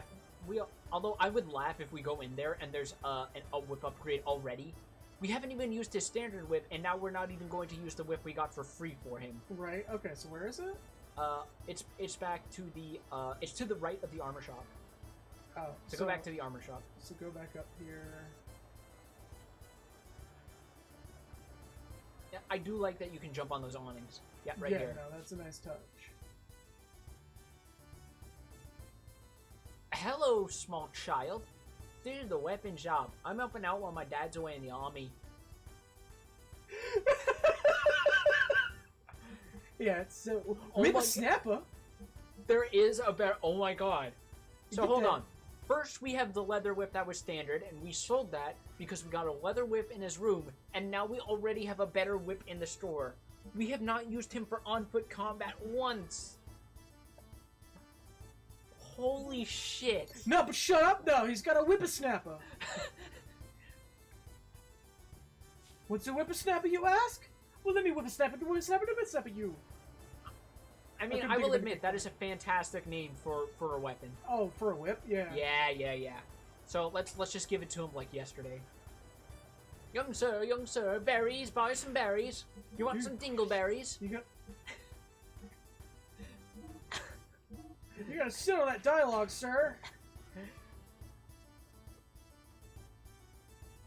Bananas, long bananas, good for body and soul. Buy some bananas. Eat 4 of them and you'll see red. Okay, so is there any like dialogue I need to hit here for now? There is stuff you can find in service to your investigation, but again, this part is open-ended. You can just look around however you want in whatever order you want. Gotcha. So you're basically planning a heist, except you're stealing Margie. It's like Persona 5, kind of, sort of, like I was alluding to in a ways. We're doing Payday, the robot heist. Yeah. So up ahead is the South Shakan Square. Okay, so you have to kind of... Yeah, and once you've already cleared an area, you can just move through it freely. Gotcha. So you don't have to enter into it and do the transition. By the way, I would not be surprised if this place was just renamed the moment Shakan took power. Welcome to Fiesta Days. Oh, is that really what it says? Oh, it does. Oh no, it's Fiesta. I like how it's like somewhat English, but also not. It's like the script in Phantasy Star Online. It's just distinct enough. Yeah. So we got people out. So we got the fair. We got people selling shit. You want some steamed cakes? You hate steamed cakes? I like how that's just his immediate response. You want some steamed cakes? No. You hate steamed cakes? The fuck you saying about them steamed cakes, bitch? I'll fucking cut your ass. He's gonna show up in our room at night. He's just gonna have a whole basket of steamed cakes. Bartweiser Light. Half the calories, twice as stupid. If you don't want to die of thirst, then buy a drink. Jesus Christ! These vendors are so aggressive. I don't remember them being this. Hey, don't get crazy. Hey, don't get crazy. Like, Jesus Christ!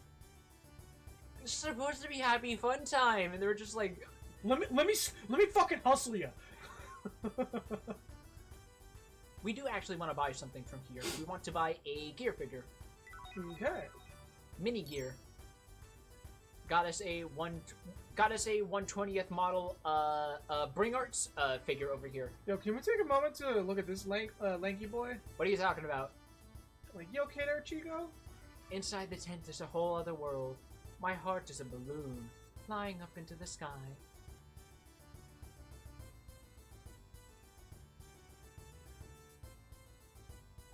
balloon? Faye did. Faye has the balloon. Okay. Faye, we can have fun later.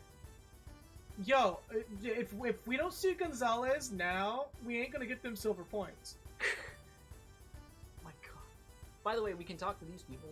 Blue flames are flames of the heart. You want to talk to the other one, I believe. I was hoping they were gonna blow flames into the balloon so it just pop, but I guess that doesn't happen, unfortunately. They can blow them into the balloon, it just doesn't pop. Hey, have you ever seen a flying saucer? Why no? You have, actually. Oh, right! Yes, that is the country of the great ancients. They came from a star farther than the heaven and created us. They ruled this land as gods, but man gained knowledge and strife erupted everywhere. But man gained knowledge.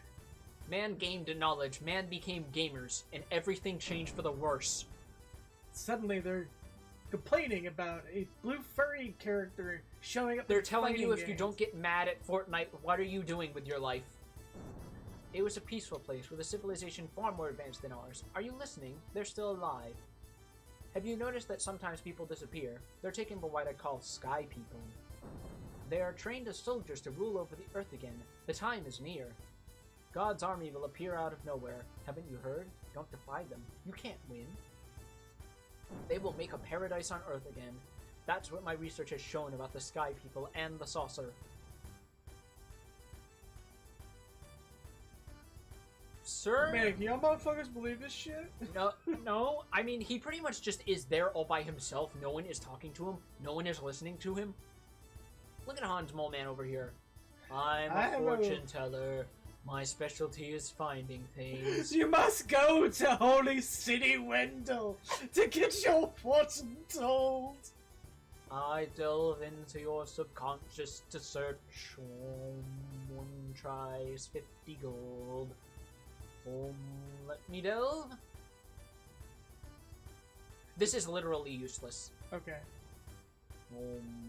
Goodbye. Out of everybody, bitch move. Out of everybody here. Be careful. There are lots of strange shops at the festival. Yeah, somebody just tried to sell me fucking off-brand Budweiser. Of course, there's a bunch of fucking weird shit here. Okay, so for the most of it so far, it's been a while since I last drank outside. Nobody has said anything of value. Drinking Budweiser in broad daylight, that's my favorite part of festivals. By the way, we can talk to that other flamethrower lady. Alright. Some of them sell gummies, but they're not the kind of gummies you expect. You wanna try? Hold down the X button while pushing the R2 button. Do this when you exit the dialogue. You can fire breathe.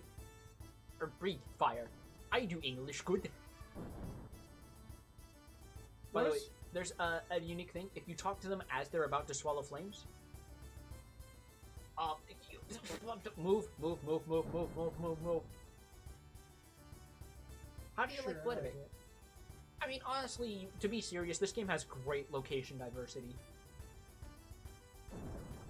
I'm waiting for this motherfucker to move the fuck out of the way. There you go. So, wait for her to shove the torch in. Don't talk to me, I just choked! They have a unique dialogue and animation for it. It's the same with this lady, but her flames are a different color.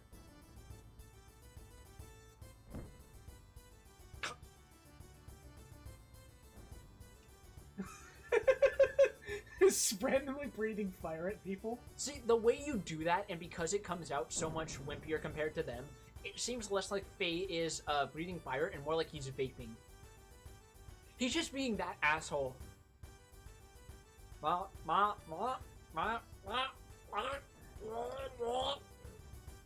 Yo, dog, you chasing clouds?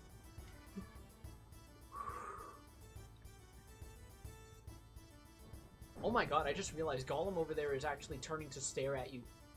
Like, I think he follows you as you move. Oh, no, he doesn't. It was just timing. Hold up. No, I think he's just, like, slowly turning around in, like, a cycle. It was just coincidence. Okay. We haven't talked to these bird people here. Hey, Daddy, buy me one of those toys. Nope, nope. Wait till the tournament's over. I'll buy you something then.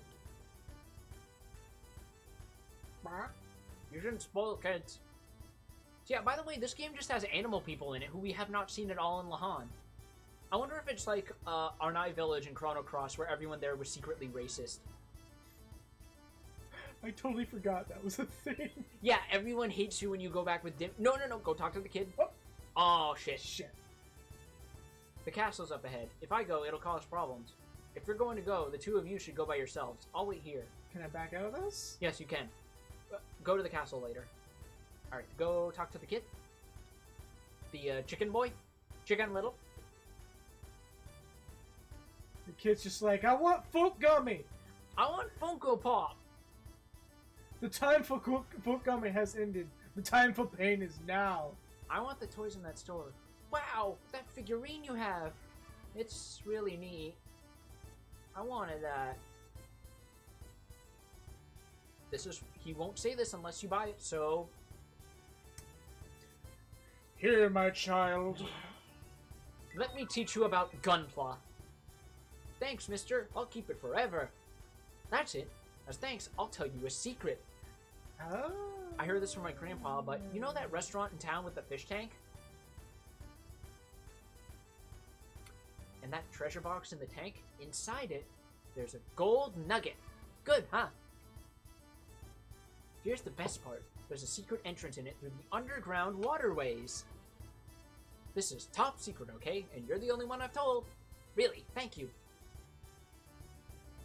So yeah, that makes sense, because a desert town would have to have a way of providing water, wouldn't it? Yeah, the aqueducts and shit. Yeah, and this place is built into a massive deposit of limestone, I believe, according to the Perfect Works. Okay, so...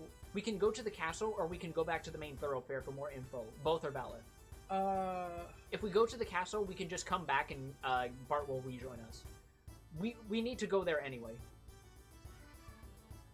Well, we're getting kind of close to the point where we usually stop here. Yeah, that's true. So, we're going to do one more check-in. I'm going to see if there's a way to get into that, well, we might have walked by something that would have pertained to that. Oh, really? Not here, in the thoroughfare. So, back up. No, back up is the castle. Back down.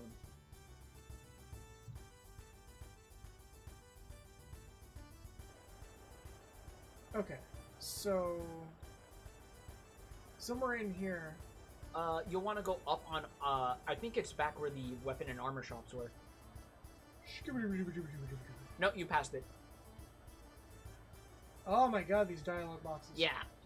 At least they're automatic, so you don't have to click through them. So somewhere here. You're close. You're close.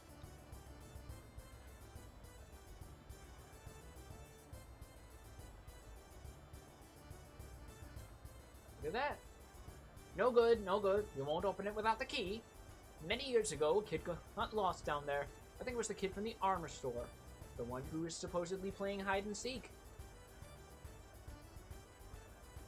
So we want to go look for some kids.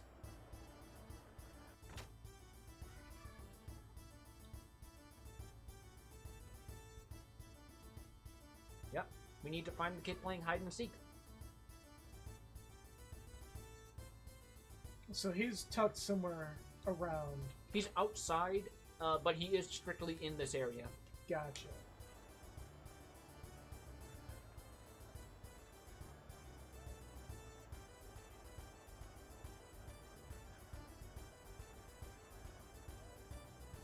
That she tongues him for a second.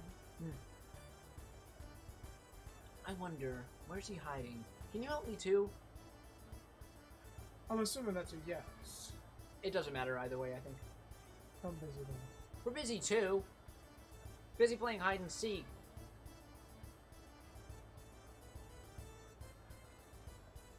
I hope he's in here. No, he's always outside. Oh, well, what's in here? Cat. It's a cat. It's a cat. Cat.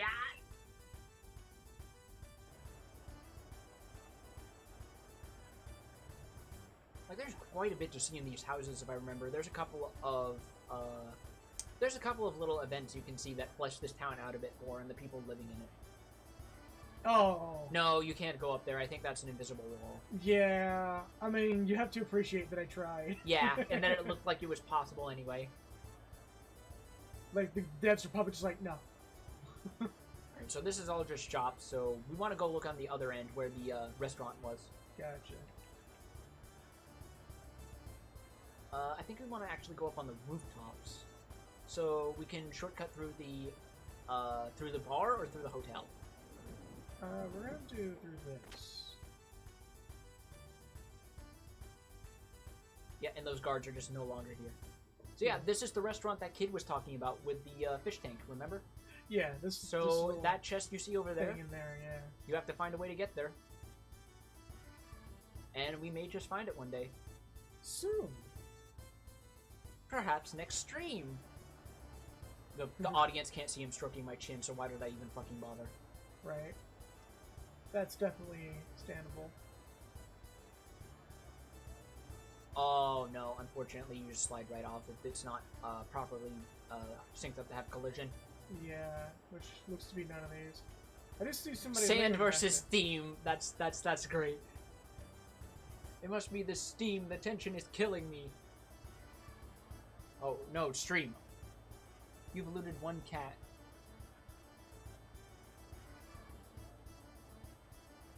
Fuck. Was that him? I don't know. It might, because I know it's a kid with that exact sprite. Oh no. No, go back. He's in this little lot here.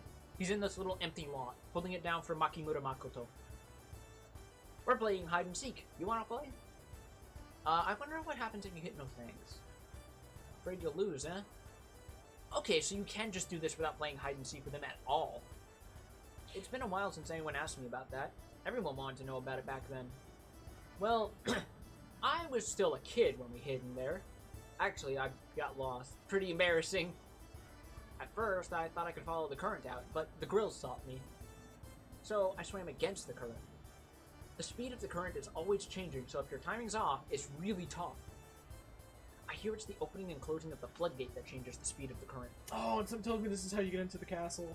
But if you keep going against the current, you'll end up right under the castle. Yeah, we got all but, like, the badges in Lahan. I just said, or the badge in Lahan, and I just said fuck it for the badge. Yeah, because I explained to him how RPS guy works, and we both simultaneously said, fuck this noise. We both silently agreed he was one of the casualties of Lahan, and no one is sad about it. Everyone considers Faye the unsung hero of Lahan after that day. They just don't want to admit it. Lahan was not destroyed because of the war. Lahan was destroyed because Rock, Paper, Scissors Man.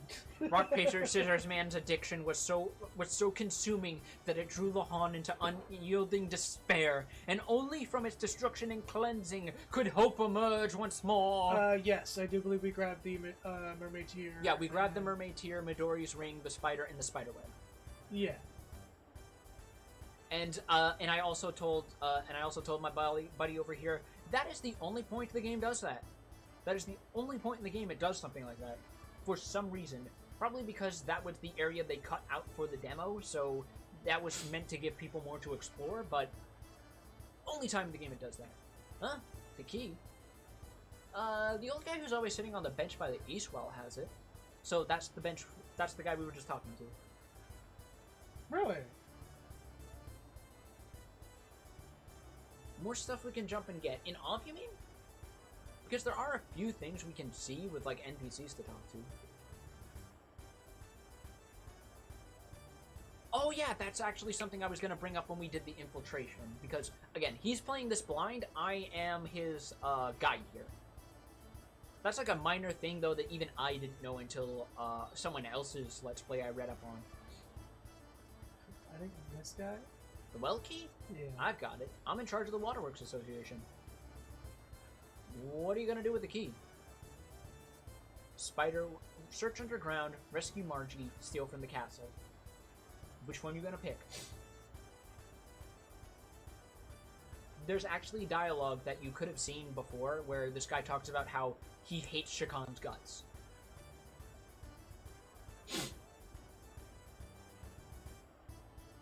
We're gonna be honest? Or are you gonna say steal from the castle?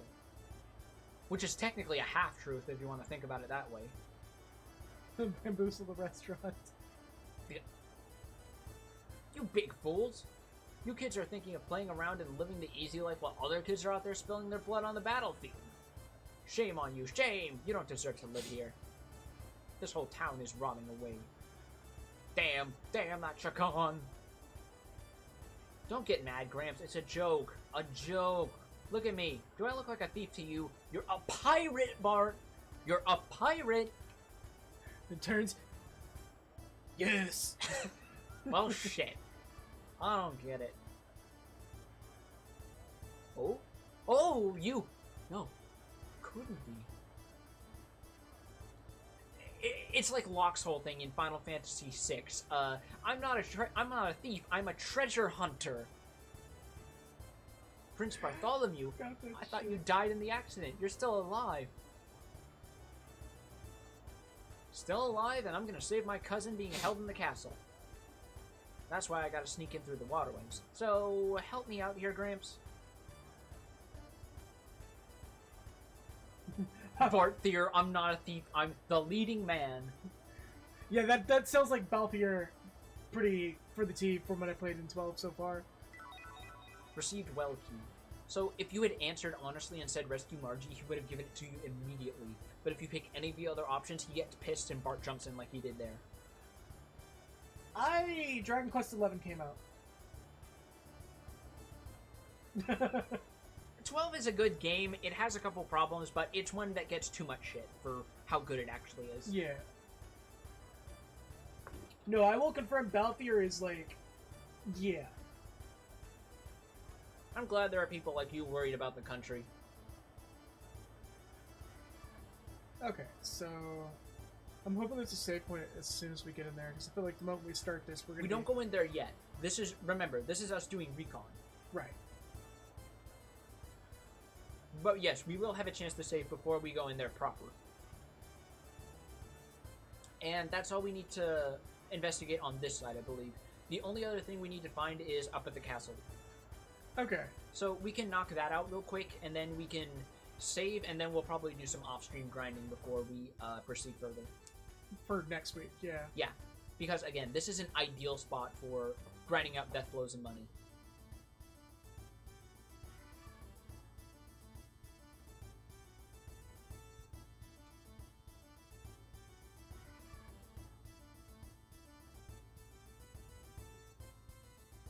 No, he doesn't have the breath thing anymore.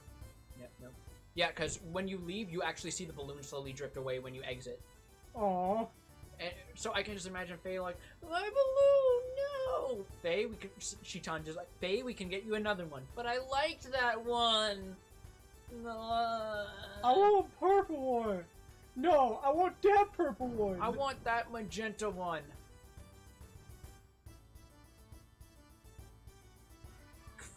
Fucking asshole. Yay! I got purple balloon. You know what? You're alright. You just give people free balloons. You don't mean any harm. Right. I want the sand-colored one! Just like, the moment I say that, we just turn away. He just, like, picks up a child slowly. Spider mandibles unfold, just shoves it in their hole. I trust you implicitly, sir.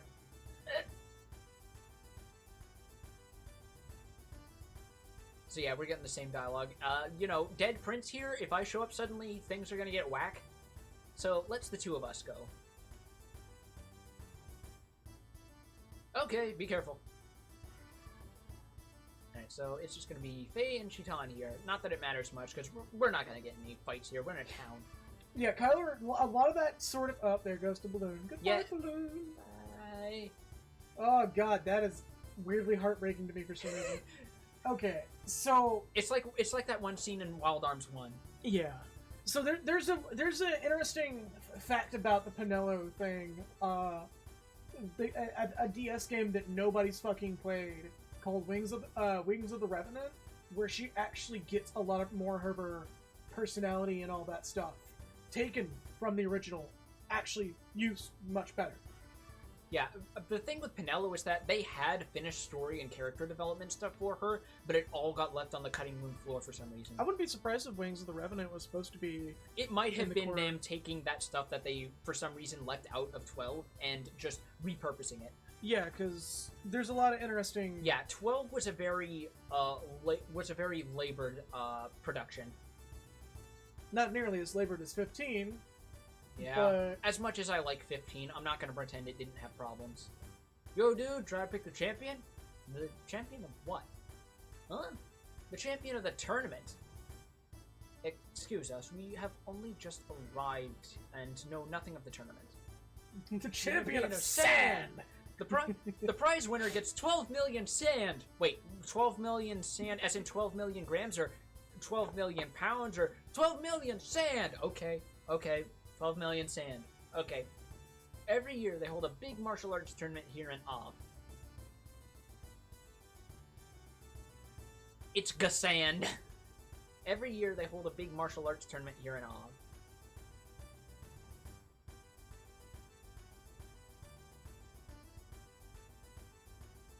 Fighters from all over the world gather to see who's the strongest. It's like a big brawl. Or a big melee. It's the ultimate fight. Smash 4. I just gave up at the end. Everyone goes wild over guessing who will win, so wanna give it a try? Betting on the tournament, is that allowed at such a grand event? Sports gambling? Sports gambling? What are the rules on sports gambling here?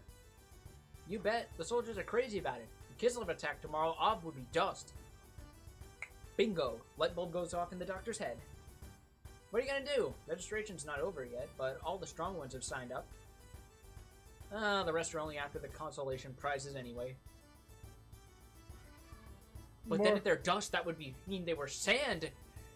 That would be the ideal form of life. Like that Portal 2 map where everyone becomes sentient pillars of salt.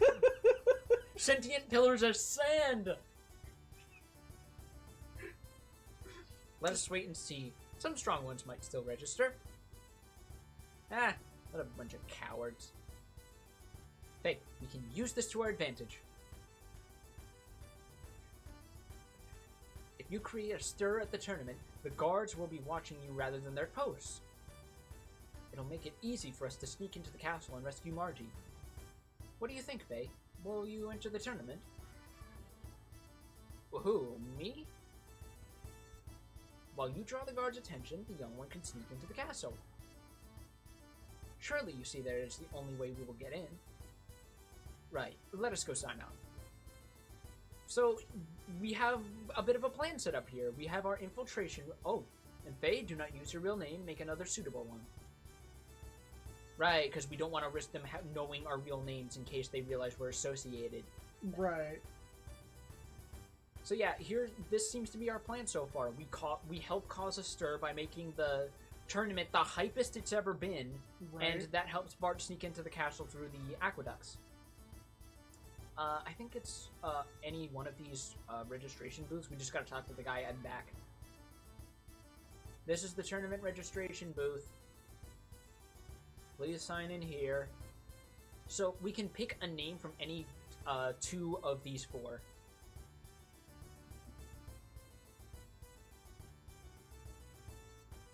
Ponytailed Squire, right? Catch the reference. You are signed up. The tournament begins tomorrow. Please make sure you're here. You know, what I personally always liked to do as a kid, and I still do, I just call him Dragon Slaying Slacker. Because that is still technically true. He did fight that rain car. Yeah. So we can go back to the fairgrounds, and the game will stop us because we need to get Bart back. Right. And here would be a good place to save, because the moment we report back to the nun, members of our party are going to disband, and you'll just be Faye for a little bit. And we'll basically be left to free roam before we proceed to the next plot beat.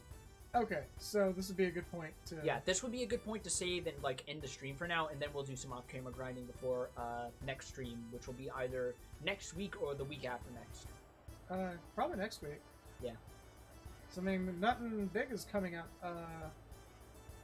Nothing big that I'll be streaming is coming out this week. Yeah. That I know of. We'll see. I might stream something. No, I'm probably going to stream Xenoblade Chronicles.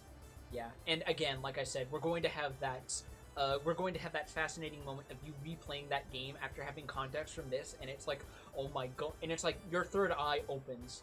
Okay. You realize shit that has been under your nose this whole time. Yo, shit has been, like, even since Xenoblade Chronicles 2, like, yeah. Oh my sand, it makes so much sense. You're tempting me to pre-plan having sand emotes.